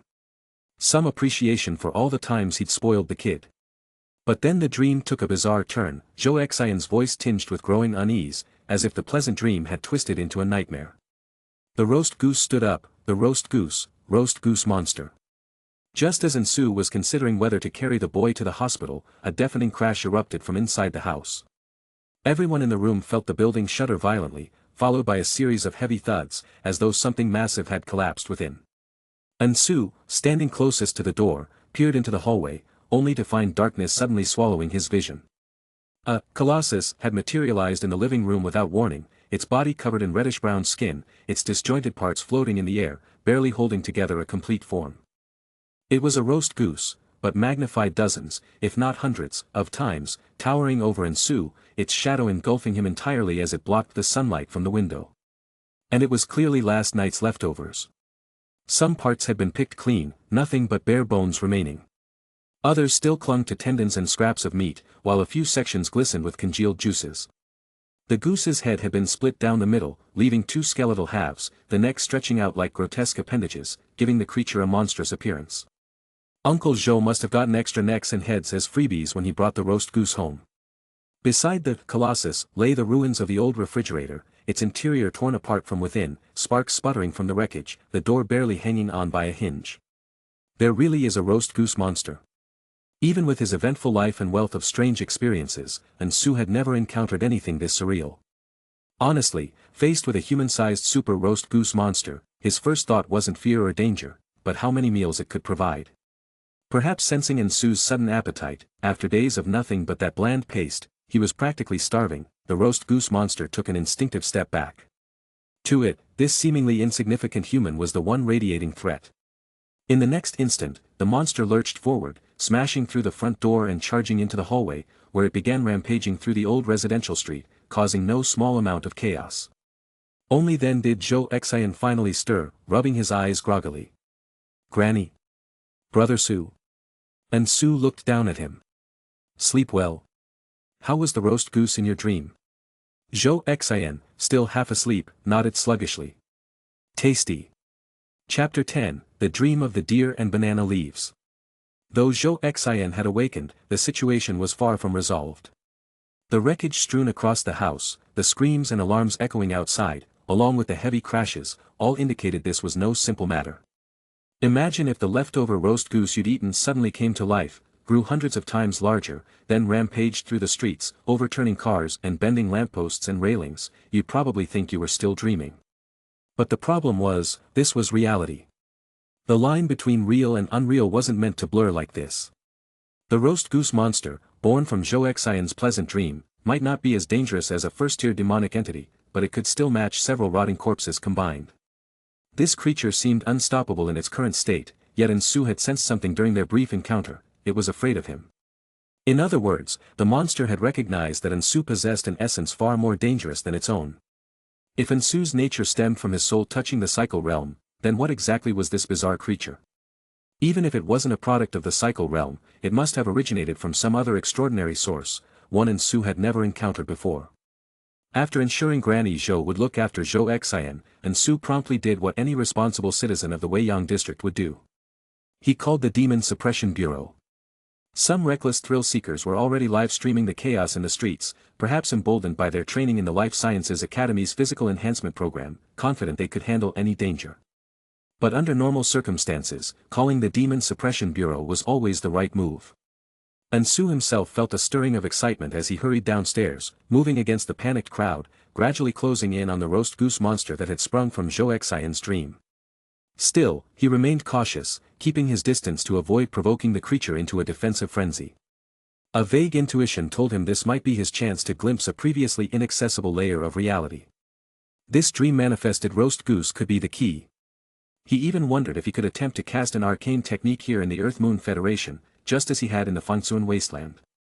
Though lacking the necessary materials, if his soul-guided chant met the standards and he was willing to expend more soul energy, he might manage an incomplete version of the technique, as he had before. At least in the Fangsuan Wasteland, even without the proper materials, this method had allowed him to initiate arcane techniques, starting them wasn't impossibly difficult. But the roast goose monster seemed unervingly perceptive. Even with Su hanging back, observing from a safe distance, it let out sharp, panicked cries. As if terrified of this predator, in human form. Flapping its bony, wingless stumps, the monster scrambled away on its two massive legs, moving so frantically that Su could only stare in bewilderment. Do I really seem that scary? If anything, Su was the one wary of the oversized creature, not daring to get too close. Even as leftovers, this thing stood over 2 meters tall, its stretched neck likely reaching 3. Charging down the street like a living dump truck, it could probably reduce Su to a bloody smear on the pavement. Fortunately, the distant wail of Demon Suppression Bureau sirens signaled their approach. With their intervention, the chaos should be quelled soon. Su's gaze remained fixed on the retreating roast goose monster, leaving havoc in its wake, when suddenly a dark shadow descended from above. Another monstrous entity had arrived. Rotten flesh sloughed off its frame, revealing stark white bones that lent it a savage appearance. Great antlers, lush as tree branches, sprouted from its skull, half covered in decaying meat, half bare and fused to the bleached bone like a macabre crown. From the moment it appeared, this stag-like monstrosity carried itself with arrogant disregard, its massive hooves pinning the roast goose beneath them, crushing bones as it lowered its head to devour the remaining flesh. After all, a roast goose was just a roast goose, even if Zhou Xian's dream had transformed it into a monster, at its core, it remained a dish. Being eaten by a true monster wasn't so surprising. Having finished its meal, the stag raised its head imperiously, locking eyes with Su across the distance. In that gaze, Su seemed to detect a challenge, like a wild beast inviting him to a territorial battle. The victor would claim this domain, the loser forced to retreat. Even prey like this belongs solely to the winner, leaving no scraps for the defeated. Though this was just Su's speculative interpretation, he honestly wasn't that interested in the roast goose. Brother dear, if you're hungry, eat your fill. Under the creature's stare, Su tensed. If it had just been the roast goose from Zhou Xian's dream, he might have confidently observed from afar. But this stag exceeded all expectations. By Fangsuan Wasteland standards, it would rank as at least a first-tier demonic entity, a filthborn scion, possibly even a second-tier threat. Could a hastily improvised arcane technique, assuming he could even cast it, handle something like this? Su didn't know the answer, nor would he need to risk finding out firsthand. The Demon Suppression Bureau had arrived, encircling the stag. Annoyed by their interference, the beast turned sharply, as if stepping through an invisible doorway, and vanished in an instant. Before disappearing, its keen eyes flicked toward Su one last time, like a playground challenge, a silent, after school, by the gates, we settle this. Before Su could process this, a familiar figure rushed to his side. Shaoan. Are you alright? Were you hurt? Uncle Zhou. Granny Zhou's son, Zhou Xian's father, the middle-aged Demon Suppression Bureau officer who'd been working overtime patrols lately, leaving little time for home. Around them, more bureau personnel in uniform were setting up barricades, securing the area and evacuating or aiding affected civilians. Su glanced past the cordon at the roast goose monster, now pinned under the stag's crushing hooves, its bones shattered, being voraciously consumed. What had once been a flailing, struggling creature now lay motionless, subdued by several burly officers wielding riot shields and control poles. All these patrols lately, was it because of things like that roast goose? Uncle Zhou sighed, eyeing the restrained monster. Not just the goose. Since you're involved now, I can tell you. There's a self-proclaimed psychic whose soul touches the dream realm causing disturbances. They've been stirring up quite a bit of trouble in Tianhe City recently. The dream realm? Ansu's surprise showed as Uncle Zhou nodded. Those affected by this psychic find their dreams merging with reality. In milder cases, it just opens a passage, manifesting dream entities into our world, twisted and corrupted into those monstrosities. But if things go wrong, the dreamer may fall into an endless slumber, never to wake again. Ansu thought of the comatose patients flooding hospitals recently, then of the giant roast goose emerging from Zhou Xian's dream, falling into contemplation. Though different from his own connection to the cycle realm, this dream realm sounded equally extraordinary. If those touching the dream realm were called psychics, then someone like him, linked to the cycle realm, must be one as well. He could awaken past lives, delve into ancestral memories, walk the path of bygone days, so what extraordinary traits might a dream realm psychic possess? If they could control countless dreams, wield dream entities as tools. Wouldn't that be like, making dreams come true? The thought amused him even as it formed. Clearly, dreams coming true wasn't so simple. At the very least, it shouldn't involve conjuring roast goose monsters and demonic stags to wreak havoc. Making dreams come true isn't that easy, Uncle Zhou said. Other worlds, especially dream worlds, operate on completely different rules. Bringing things from there here usually leads to distortion and corruption. But don't worry, this incident is contained for now. He clapped Ansu's shoulder. Come with me to give a statement, help us piece together what happened. Ansu nodded, though the stag's parting glance lingered in his mind.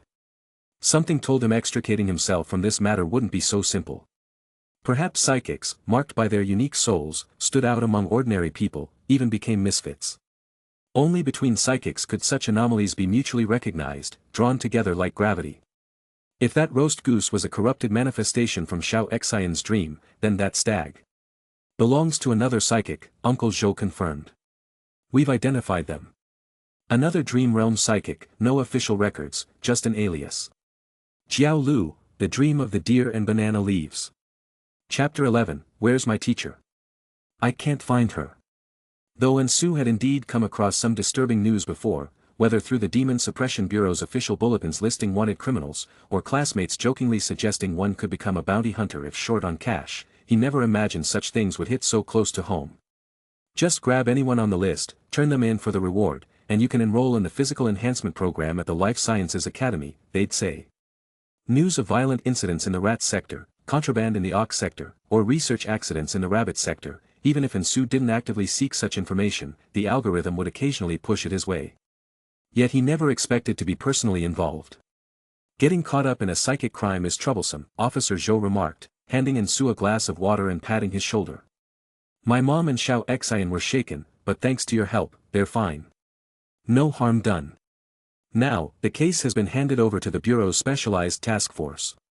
They're experts, handling this sort of thing is routine for them. The two sat on a bench in the Bureau's hallway. Ansu had already summarized the incident in his statement. Watching the flurry of activity around him, Ansu shook his head. I'm fine, really. Not a scratch on me. Though your place might need some repairs, at least the front door. Perhaps intimidated by Ansu's presence, the grotesque, dream-spawned roast goose had done little damage, bursting a fridge, denting a security door, then fleeing as fast as it could. Had the streets not been crowded and winding, the creature might have vanished in an instant. Not that escaping mattered. What fate awaited a monstrous roast goose loose in the city? It was devoured by Jiao Lu, the leftovers then hauled away by the Bureau. Ansu couldn't help but wonder, would mutation make the goose taste better? Surely taking a bite of a man-sized roast goose wouldn't hurt. He was certain some opportunistic live streamers had tried, earning a stern reprimand from the officers. Despite its eerie sensitivity, able to instinctively recoil from Ansu's latent power even in his human guise, the creature stood no chance against true experts. Had it encountered graduates of the Physical Enhancement Program, it would have been subdued instantly. Are the Bureau's specialists, those legendary figures who've taken 3 steps into the transcendent realm? Ansu asked. Officer Zhou hesitated. Those teams operated at a level far beyond an ordinary patrol officer's clearance. Ha! Transcendent realm is an exaggeration, a voice chimed in. A tall, uniformed man, slightly younger than Zhou but with higher ranking insignia, took a seat beside them. Breaking into the transcendent isn't so simple. At best, we've just honed our cultivation a bit, slightly stronger than the average person. When Zhou moved to stand, the man waved him off. Call me Dong Xingban. I'm the investigator on this case. And Su frowned. His involvement should have ended with his statement. If anyone had closer ties, it'd be Zhou Xin, whose dream birthed the creature. Noticing his confusion, Dong Xingban said, "This case isn't so straightforward. Let's talk elsewhere." Following Zhou's nod, and Su relocated to a more comfortable room. Most officers wouldn't explain much about Dream Realm, psychics, Dong Xingban began. The group originated in the Rabbit sector, led by Huaxiu, the first known psychic to contact the Dream Realm. After awakening, Huaxiu embarked on a rare cultivation path, eventually gaining power over dreams. And Su nodded thoughtfully. Like him, these psychics tapped into an esoteric domain, though where he drew from the Psycho Realm, they wielded Dream Realm forces. Initially, this was promising. Psychics are rarer even than transcendent beings in the Earth-Moon Federation, true anomalies. Dong Xingban sighed. If not for their scarcity and stringent awakening conditions, the Life Sciences Academy would have launched full-scale research. But Huaxiu misused this power. As Dong Xingban spoke, and Su noticed his gaze lingering. Could he see through him? Perhaps Bureau investigators really were that perceptive. If a mutant goose sensed his danger, wouldn't an expert spot a psychic like a torch in the night? So much for being one of a kind. With other psychics known, why hide? Just as Su cleared his throat, Dong Xingban continued, the corruption of dream energy escalated. What began as subsidized research under the Academy spiraled into chaos across the Rabbit sector. You might have seen our bulletins about it. And Su vaguely recalled the reports, but how did this concern him? Then came the revelation. During the upheaval, a passerby intervened, clashing with Huaxiu in a catastrophic battle. Wait, he wasn't done yet. Cornered by both this opponent and our forces, Huaxiu plunged entirely into the dream world. While he remains asleep, he's untraceable in reality. As for the intervener, she's from our goat sector, Tianhe City. Previously on academic exchange in the Rabbit sector under the Life Sciences Academy. And Su's eyes widened. Professor Su. Dong Xingban nodded. This incident delayed Su Mei's return, hence your physical enhancement class lacks an instructor. So it did connect to him. After reviewing records, I learned Su Mei was supposed to return post-exchange. But following her encounter with Huaxiu on Luna, she joined our operations voluntarily. Dong Xingban scratched his head. So while your link is tangential, you're a stakeholder of sorts. And Su sighed. Understood. Since Huaxiu's descent, the crisis has spread. Dong Xingban grew solemn. First, Rabbit sector residents fell into comas, unresponsive, neither dead nor vegetative, just trapped in dreams. Then, mutated entities emerged where they slept, clashing with reality. Now, the sleeping sickness has breached other sectors. More victims. More chaos. Chapter 12, Huaxiu's Followers. After Dong Xingban's explanation, Su had a general understanding of the situation. Though the dream realm is connected to all regions, or rather, as long as people sleep and dream, it's impossible to sever ties with it entirely. Dong Xingban sighed. The influence of the dream realm spreads through sleep, infecting more and more. Now, all sectors are pressuring the Rabbit sector to resolve this before the contamination escalates. But even so, our Tianhe city is somewhat special, isn't it? And Su interjected. Like that, Jiao Lu, from earlier. Exactly. Dong Xingban nodded. As the dream realm's influence expands, previously inaccessible layers are now actively seeking out specific targets. Countless innocent people have suffered, trapped in nightmares, and even if they manage to awaken, they face the grotesque entities birthed from those dreams. But among the masses, there's always a handful who happen to possess the latent talent to become psychics. All they lacked was the right trigger. And Su didn't need Dong Xingban to elaborate further. He could already guess the rest. To many victims, Huaxiu was the villain, but to those who awakened as psychics through his influence, he became a benefactor, a mentor. Fellow travelers of the dream realm, even if their motives diverged, some would inevitably side with Huaxiu. Jiao Lu, who had deliberately revealed itself to Su in Tianhe City, might be one such follower. Though Su didn't know how, Jiao Lu had learned of his connection to Su Mei, the message was clear. This wasn't just psychics drawn to one another, it was a targeted provocation. If they couldn't touch Su Mei, they'd settle for her student. And Su gritted his teeth, frustration simmering. Wasn't this just adding insult to injury? First, his teacher was delayed, now someone wanted to teach him a lesson. Some of those who awakened as dream realm psychics due to the Huashu's dream incident have voluntarily reported to local demon suppression bureaus and been dispatched to the rabbit sector, Dong Xingban continued. With the rabbit sector mobilizing, cutting off the source shouldn't be difficult. Once the Huashu's dream is resolved, the rest will be manageable. But until then, as a person of interest, you'll need close monitoring. In short, a bodyguard. A high-ranking bureau officer would personally ensure Ensu's safety, while also lying in wait to see if Jiao Lu reappeared. Ensu agreed readily. After scanning Dong Xingban's phone to exchange contacts, they headed to the old dormitory together, Ensu to his apartment, Dong Xingban to Officer Zhou's temporarily vacant unit. With Zhou's mother and Xiao Xian relocated for safety, the arrangement was convenient. Yet the news left Ensu uneasy. His dietary reinforcement wasn't complete. If time was running out, wouldn't Professor Su return soon? If his physical energy hadn't reached the threshold of 15 by then, he'd fail the first assessment outright. Noticing Ensu's agitation, Dong Xingban inquired, then chuckled in realization. You do need to hurry, but setting such a strict standard in just days. Your enhancement course's requirements are brutal. Ensu looked at him hopefully. Any advice? None. Dong Xingban shrugged. Dietary reinforcement, tests your organ functionality, a fragment of the ancient martial arts, trained tendons, bones, skin, and viscera system, focusing on visceral refinement. It's about how much you can eat and how well you absorb it. No shortcuts, the fact that eating alone can boost your power is the shortcut in martial arts. Besides, you've only just started. Your progress is already exceptional, partly due to Sume securing a high-grade, dietary reinforcement, recipe for you, and partly your own talent. Though the initial, beginner's acceleration, played a role, Ensu's physical energy had skyrocketed. Other students in the enhancement program, even the top performers, were barely hitting 11, praised as prodigies by their instructors. But without a teacher, Ensu had been left in the dark, unaware of benchmarks. Now, he could only count the days until Su Mei's return, calculating how many more bowls of gruel he'd need to choke down. Grimacing, he forced another serving down his throat. To pass the time, they chatted and played games. The age gap wasn't vast, and topics flowed easily, until Ensu steered the conversation back to dream realm psychics. Those mutated entities, how do they form? Dong Xingban pondered. First, dreams are abstract.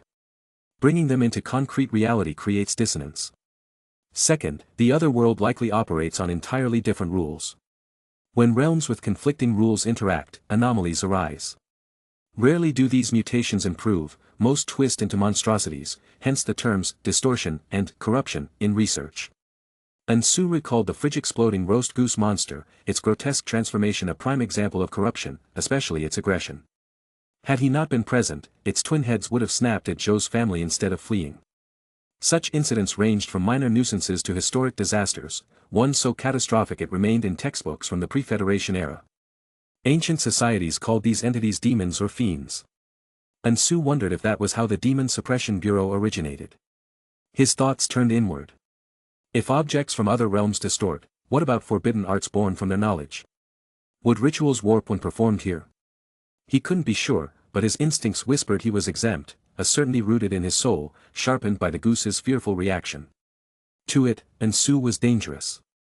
Dangerous enough to reduce it to charcoal, to hang it back on the spit. Dangerous because of his predatory instincts, his readiness to unleash. Forbidden art, ashen burial. Lacking the ritual's required residue, Ensu only ignited the most basic, soul-guided invocation, channeling a sliver of his vast spiritual energy. A flicker of flame danced on his fingertip, its heat warping the bathroom air. Though weaker than a lighter's flame, it confirmed his belief, in crisis, he could reduce threats to cinders. Exiting the bathroom, Ensu prepared for bed. Dong Xingban slept next door in Zhou's apartment. But the true test began now. As night deepened and the world slept, a figure awaited Ensu in the dreamscape. Before him stood the colossal stag, Jiao Lu. Their eyes met across the void, reflections of each other's presence burning in their gazes. Chapter 13, Wrestling with Thin Air. Just moments ago, as night fell, though the neon-lit nightlife of Tianhe City had only just begun, many had already drifted into slumber. In the past, Ansu would never have fallen asleep so quickly. Even after lying down, he would have grabbed his phone to scroll through videos or read novels. What modern young person doesn't stay up late on their phone before bed? If not for the strict routine he had imposed on himself these past few days, regulating his sleep schedule, meals, and exercise to maintain peak physical condition, he would still be burning the midnight oil. Even if these preparations only yielded the slightest improvement in his progress with nutritional supplementation, any progress was better than none. The noticeable boost in stamina and vitality was undeniable, and the sheer satisfaction of feeling healthier, more energetic, and more focused was incomparable. This sensation far surpassed the fleeting gratification of other distractions, creating a self-reinforcing cycle that made him even more determined to maintain his discipline.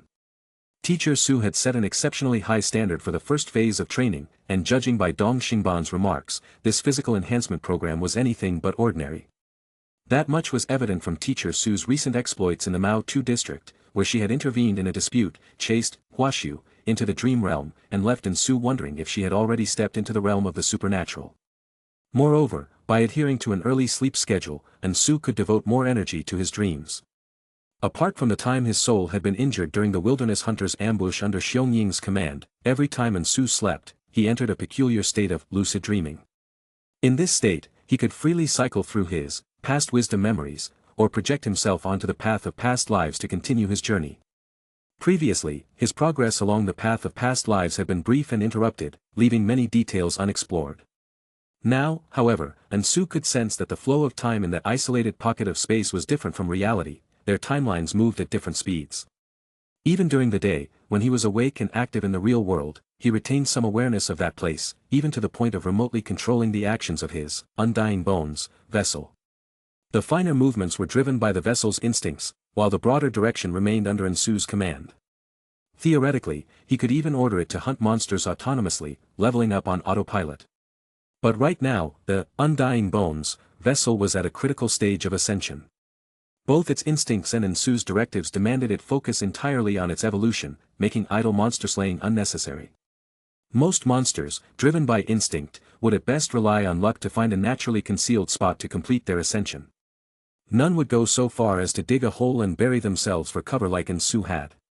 As a result, his underground ascension proceeded undisturbed, stable and uninterrupted.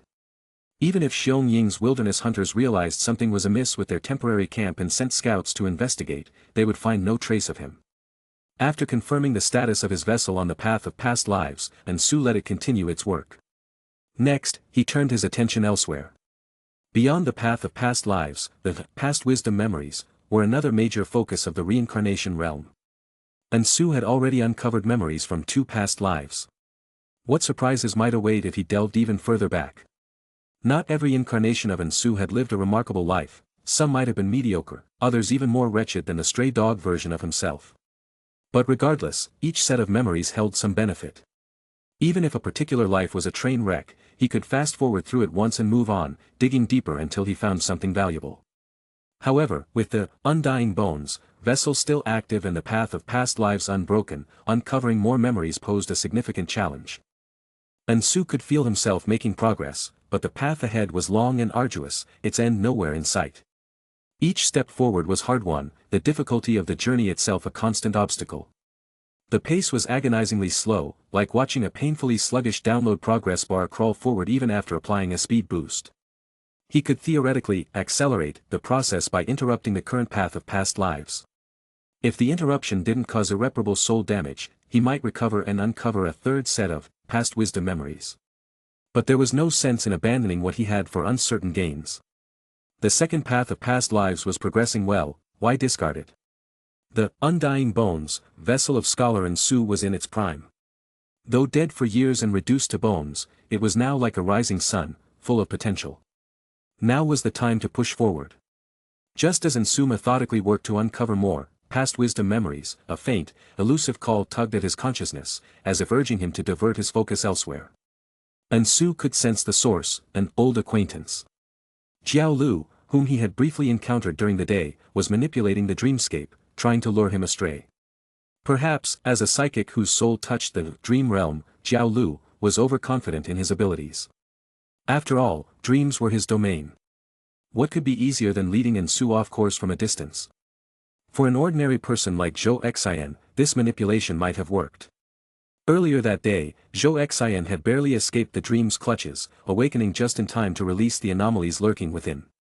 But if Jiao Lu had targeted someone like Zhou Xian from the start, they might have been trapped in perpetual, sleeping sickness, never to wake again. Ensu, however, was different. As a psychic whose soul touched the reincarnation realm, though his path differed from the dream realm, he possessed an innate resistance to soul manipulation. Having unlocked 2 sets of past wisdom memories, his soul was already extraordinary. Even with his soul's injuries not fully healed, resisting Jiao Lu's tricks was effortless. Once he detected Jiao Lu's interference, Ensu dismissed it as little more than the buzz of a mosquito. Annoying? Yes. The constant noise made his skin crawl, but actually pinpointing the mosquito was another matter. Still, if he simply ignored it, the disturbance was negligible, just an irritating hum that grated on his nerves. Unless that mosquito decided to bite. Then Ensu was ready. If Jiao Lu dared to approach and engage in a soul-level confrontation within the dream, Ensu had a secret technique prepared, one that would let him savor the taste of roasted venison in his sleep. His instincts practically thirsted for a fight, eager to crush Jiao Lu, to prove his own prowess as a psychic by trampling his enemy underfoot. Those instincts still remembered the provocation from their brief encounter earlier that day.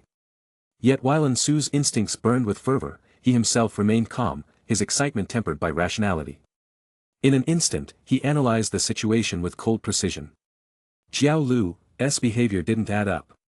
As a wanted psychic criminal, every move Jiao Lu makes is recorded, analyzed, and predicted by the Demon Suppression Bureau's experts. So even if the Bureau hasn't disclosed everything, I must have close protection, an overt presence, likely a scout from a special unit, if not already stepping into the supernatural, then at least 3 steps close, and covert operatives watching for Jiao Lu's appearance. Though Dong Xingban had withheld classified details, Ensu had pieced together much from his hints. For instance, while rare, individuals with soul-related talents had emerged since the incident, many touching the dream realm. Not all of them sided with Huaxiu, like Jiao Lu. Some had been recruited by the Demon Suppression Bureau, trained, and dispatched to the Mao Tu district to handle dream realm anomalies. If Dong Xingban wasn't a dream realm psychic himself, then as the visible safeguard in the real world, others must be watching over Ensu in the dreamscape. That's why Jiao Lu risked appearing in the real world, not to attack my soul directly, but to plant a seed. This seed allowed him to bypass both real-world surveillance and dreamscape sentinels, slipping unnoticed into Ensu's dreams. But this raised another question: what was Jiao Lu's goal? At first, Ensu assumed Jiao Lu was a die-hard follower, even a fanatic, of Huaxiu. After all, Huaxiu had guided him to become a psychic, a rarity even compared to those stepping into the supernatural. A little devotion wasn't surprising. Such a person targeting those associated with Teacher Su made sense, and no underhanded tactic would be beneath him. Yet Ensu sensed no urgency in Jiao Lu's actions, no eagerness to strike quickly and leave chaos in his wake, no sadistic desire to torment. Instead, it felt unnecessarily convoluted. Why go to such lengths when a simpler solution existed? The only explanation was that this was his true objective. Many clues had already caught Ensu's attention. By connecting the dots, the bigger picture emerged almost instantly, leaving even Ensu with a bemused expression. This guy isn't actually trying to recruit me, is he?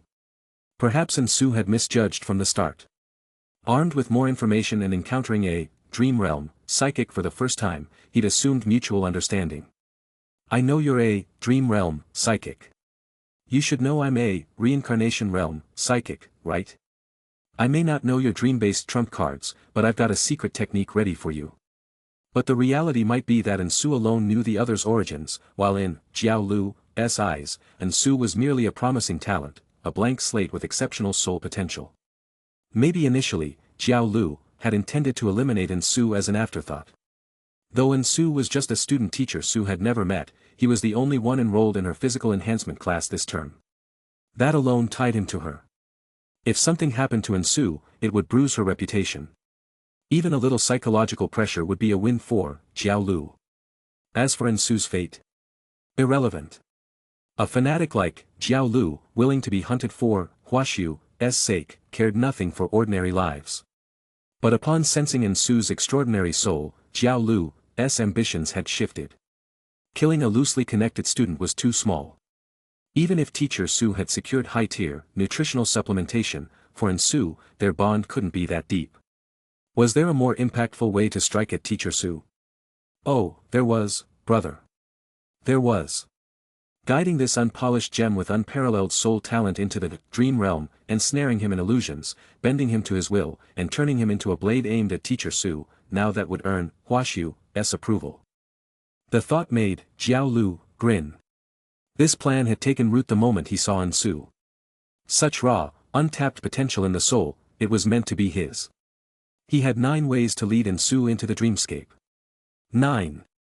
And once inside, with his experience as an established, dream realm, psychic, breaking Ensu's will and ensuring his obedience would be child's play.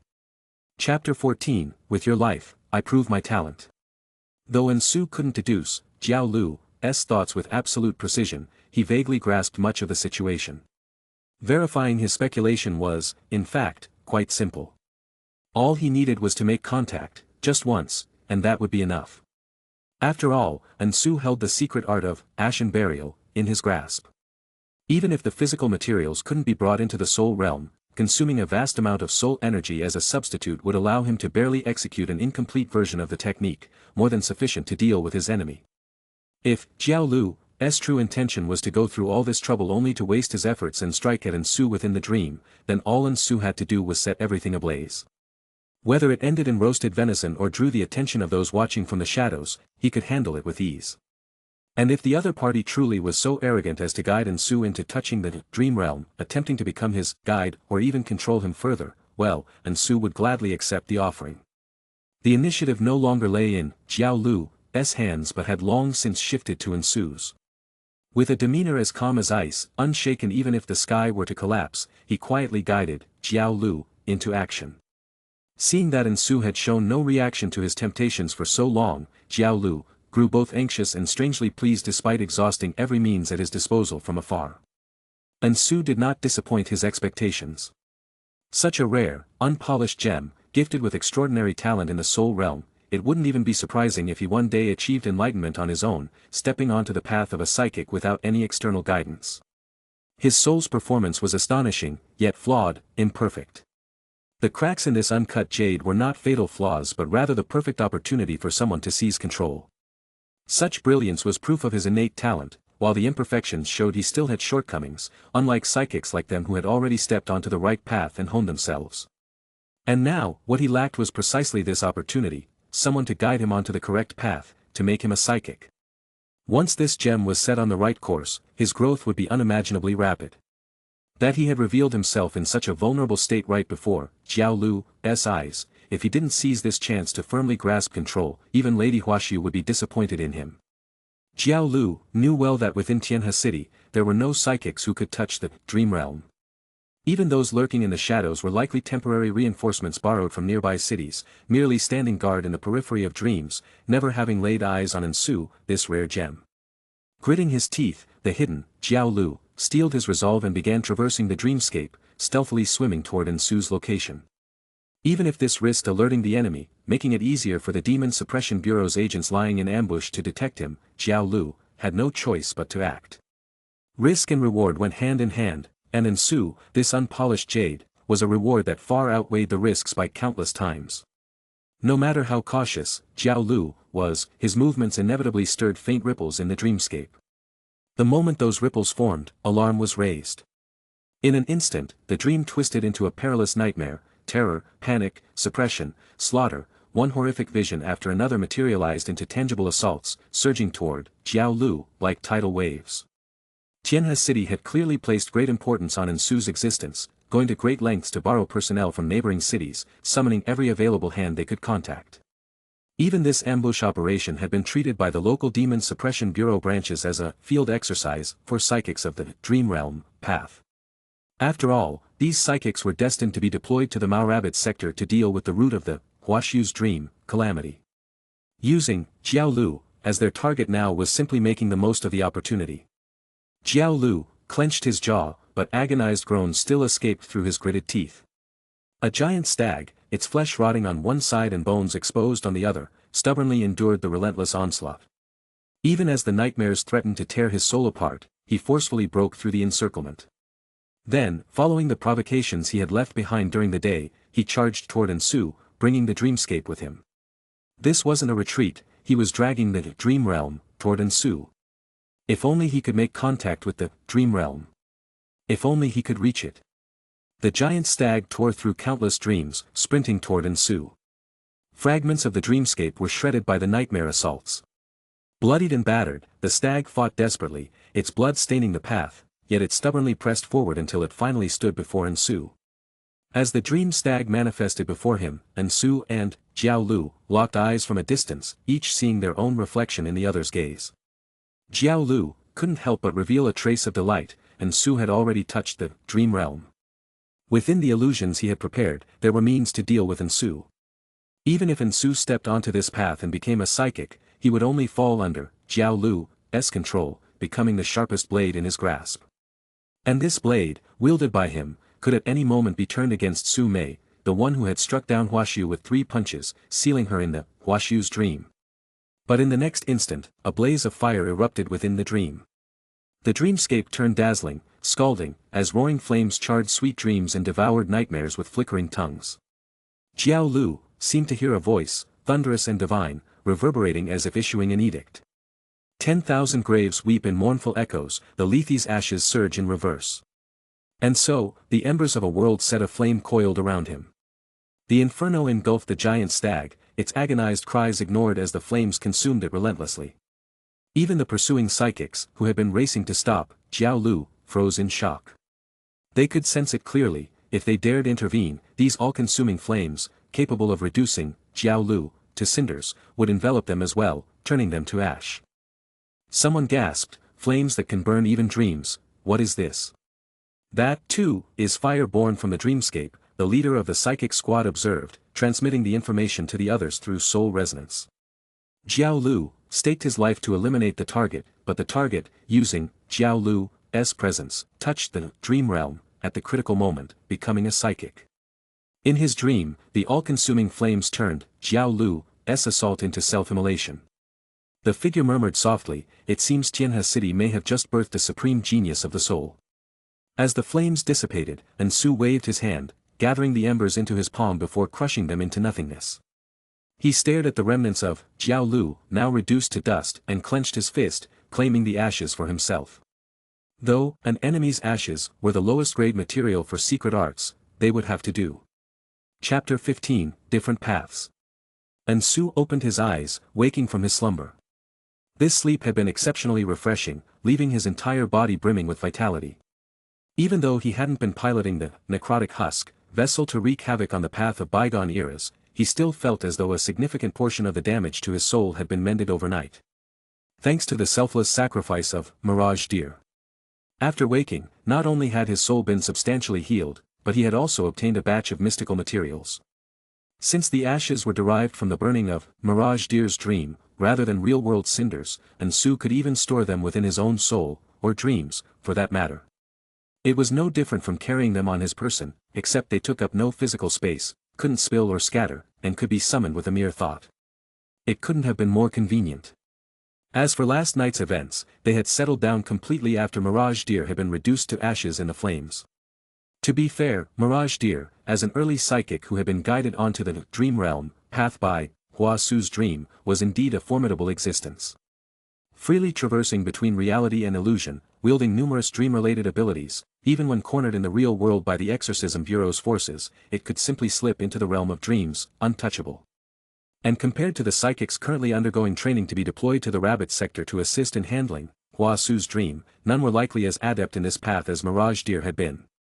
This was evident from last night's dream, where Mirage Deer had stubbornly fought through layers of assaults, breaking through encirclements to charge straight at Ansu. Had it not been for the coordinated attacks from multiple Dream Realm psychics, Ansu wouldn't have found it so effortless to ambush and incinerate him with a single mystic art. Had it been a true one-on-one duel on equal footing, the outcome would have been far from certain. But reality offered no such hypotheticals. Ansu had accurately assessed the situation, utilized every advantage, and resolved the matter. That was simply how things had ended. Even when Mirage Deer's bewildering dream had fully enveloped Ensu, he had resisted it by sheer force, even locating an exit and breaking free, using his own mystic arts to turn the tide. The only slight disappointment for Ensu was that touching the dream realm hadn't been as easy as he'd imagined. He wasn't sure whether he was simply unsuited for the dream realm path or if having already embarked on the samsara realm path made it inherently harder to engage with other psychic pathways. He felt as though he couldn't grasp the power of dreams as effortlessly as others seemed to. But to say he was completely cut off from the dream realm path would be an exaggeration. After all, he had already managed to store the ashes of Mirage Deer's dream within his own dreams. So if he wanted to delve deeper into this aspect, he could certainly continue. It was just that compared to his progress in the samsara realm, his advancement in the dream realm felt lackluster, creating a noticeable sense of disparity.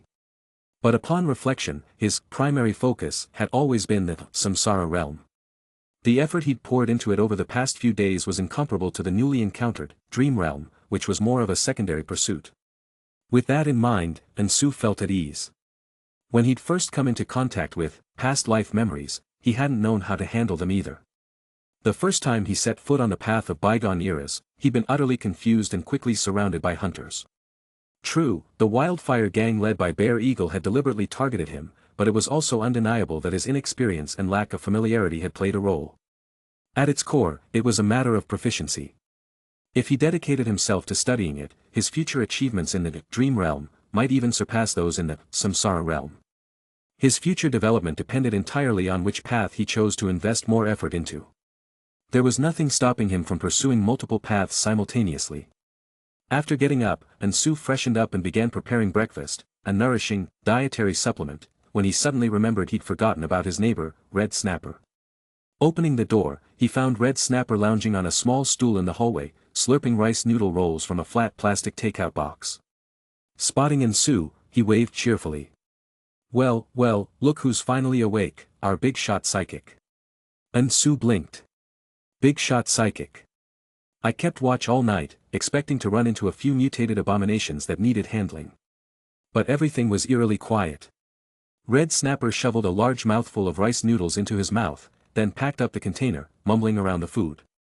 "You wouldn't believe it, but our little Tianhe city's actually made a name for itself." The boss was so thrilled he didn't sleep a wink. "Not only did we burn that Mirage Deer bastard to a crisp, but we also produced a once-in-a-generation prodigy in soul-based abilities." The boss was so ecstatic. Normally he's chewing people out left and right, but today? Not a single reprimand. Grinning like an idiot. A prodigy? Ensu arched an eyebrow, intrigued. He grabbed his bowl and sat beside Red Snapper. "What's that about?" Red Snapper wiped his mouth. "Gotta start from the beginning. The Life Sciences Academies made huge strides in unlocking life's potential and transcending its limits. Their programs are widely accessible. You know how more and more people in the Earth-Moon Federation are showing talent in those physical enhancement classes, right? With so many experts researching this path, there's a standardized system. Terms like shedding mortality, rebirth, and transcendence, simplified milestones marking entry into the extraordinary. You've heard of them, yeah?" Ensu nodded. This was basic knowledge ever since he'd enrolled in the physical enhancement program. But psychics? Different story. They've always been rare. High innate requirements, and even if you've got the talent, opportunities are scarce. Red Snapper crumpled the empty container. Back before the Earth-Moon Federation unified, during the era of scattered nations, things were a bit better. Even though the world wasn't united, at least it was the information age. Psychics from that time managed to compile some rudimentary teachings, leaving behind fragmented legacies. Further back, in the feudal eras? A nightmare. No guidance, no clear path, information barely traveled. Occasionally, a psychic or two would emerge, then vanish without a trace. Maybe some records survived, but digging them up usually just led to local ghost stories or mythological nonsense. Fast forward to today, and psychics are still rare. Small population, high barriers, hard to form a proper system. The total number of psychics across the Earth-Moon Federation was even lower than those who'd reached the extraordinary. They were practically endangered species. And without a proper system, what you need is a freak of nature, someone whose sheer talent dwarfs everyone else's, a trailblazer to serve as a benchmark. Initially, Hua Su was that benchmark. Otherwise, he wouldn't have gotten support from the Life Sciences Academy in the rabbit sector. And judging by later events, he deserved that position.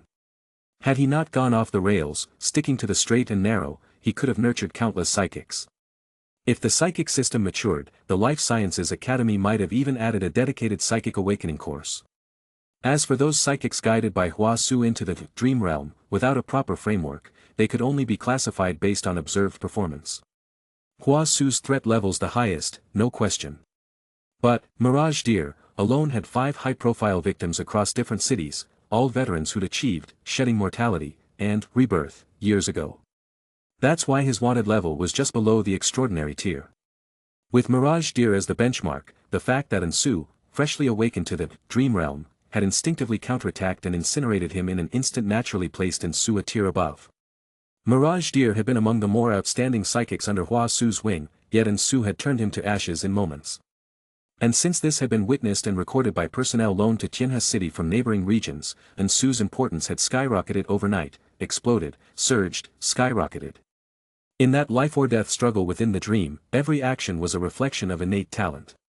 If Ansu could burn Mirage Deer to ashes with a single strike, then in terms of psychic aptitude, he was at least a 2-stage veteran, potentially even comparable to the extraordinary.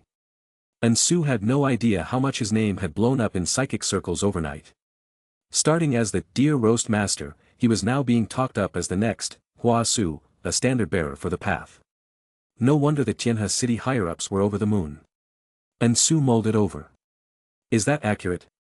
He'd only defeated Mirage Deer, thanks to his mystic arts, but those arts came from past life memories, from the samsara realm, path, which still traced back to his own psychic abilities. Was it accurate? Ansu pondered. Ansu fell deep into thought. Don't overthink it. Finish your dietary supplement, breakfast first. After that, I'll introduce you to Tianhe City's registered psychics. Red Snapper clapped his hands. Your paths might differ, but you're both psychics. Maybe you'll learn something from each other. Ansu perked up. Different paths? Red Snapper nodded. Yeah. The other guys on the samsara realm, path, soul touched it, saw through the veil of rebirth, awakened, past life memories. Different from your dream realm, route. Chapter 16, Are we really on the same samsara realm? According to Red Snapper, Tianhe City did indeed have registered psychics on record. The description of psychics as rare creatures wasn't an exaggeration. Even with the Earth-Moon Federation's massive population, genuine psychics remained exceedingly scarce. The last significant surge in psychic numbers had only occurred due to the expanding influence of Hua Su's dream, which had abruptly inflated their ranks, underscoring just how rare they'd been before. When Tianhe City had wanted to set up an ambush for Mirage Deer, they'd had to borrow personnel from neighboring cities like Haizhou and Baiyun, because their own records listed only one psychic, and even that one followed a different path. They'd had no other choice. The moment Red Snapper mentioned this, Ansu knew he had to meet this person. A psychic whose soul had touched the samsara realm, seen through the veil of rebirth, and awakened past life memories. Hearing this description, Ansu felt an almost giddy sense of recognition, like he'd finally found his tribe. The dream realm, path was something he'd only encountered last night, still unfamiliar and half understood, but the samsara realm? That was his territory. He knew it inside out, currently stuck at the stage of 2 lifetimes worth of past life memories. He wondered if this other psychic might have insights to share about the path of bygone eras or memory integration. Though he did have one question, given his performance last night, wouldn't it make more sense for psychics from other cities, those on the same dream realm path, to exchange knowledge with him? Red Snapper's answer surprised him. They're hesitant to come over and mislead you prematurely. That's serious? Seeing Ansu's confusion, Red Snapper patiently explained, I don't fully grasp the nuances of psychic dynamics, but from what they've said, it's best for you to experience 8 or 10 dreams first, completely unrestrained, letting your instincts guide the development. If 8 or 10 aren't enough, even a month would be fine. Only after that would it be appropriate to start exchanging knowledge. That's their stance. Ansu considered this and quickly grasped their reasoning. As a newly awakened, dream realm, psychic, brimming with curiosity but still fumbling in the dark, premature contact, especially with others on the same path, risked the intermingling of dreams. Every dream was unique, and such blending could create messy, unpredictable complications. If the other party were an enemy, things would have been simpler, just burn them to ashes like Ensu had, resolving all conflicts in one stroke.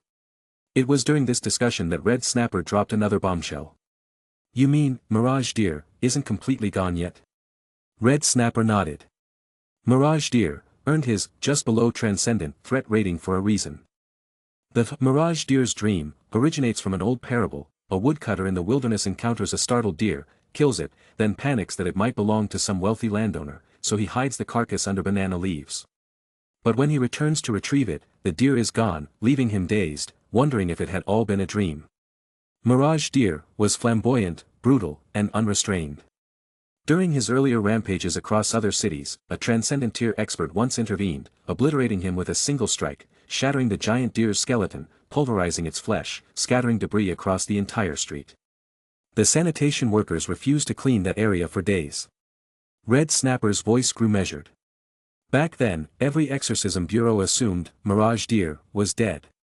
But the very next night, he reappeared elsewhere. At first, they thought Hua Su had a second psychic with similar abilities taking over. But soon, it became undeniable, this was the same Mirage Deer. Later analysis suggested his unique trait allowed him to forget his own deaths, by discarding the Mirage Deer vessel and pretending it never existed. A self-deception made real through Dream Realm powers.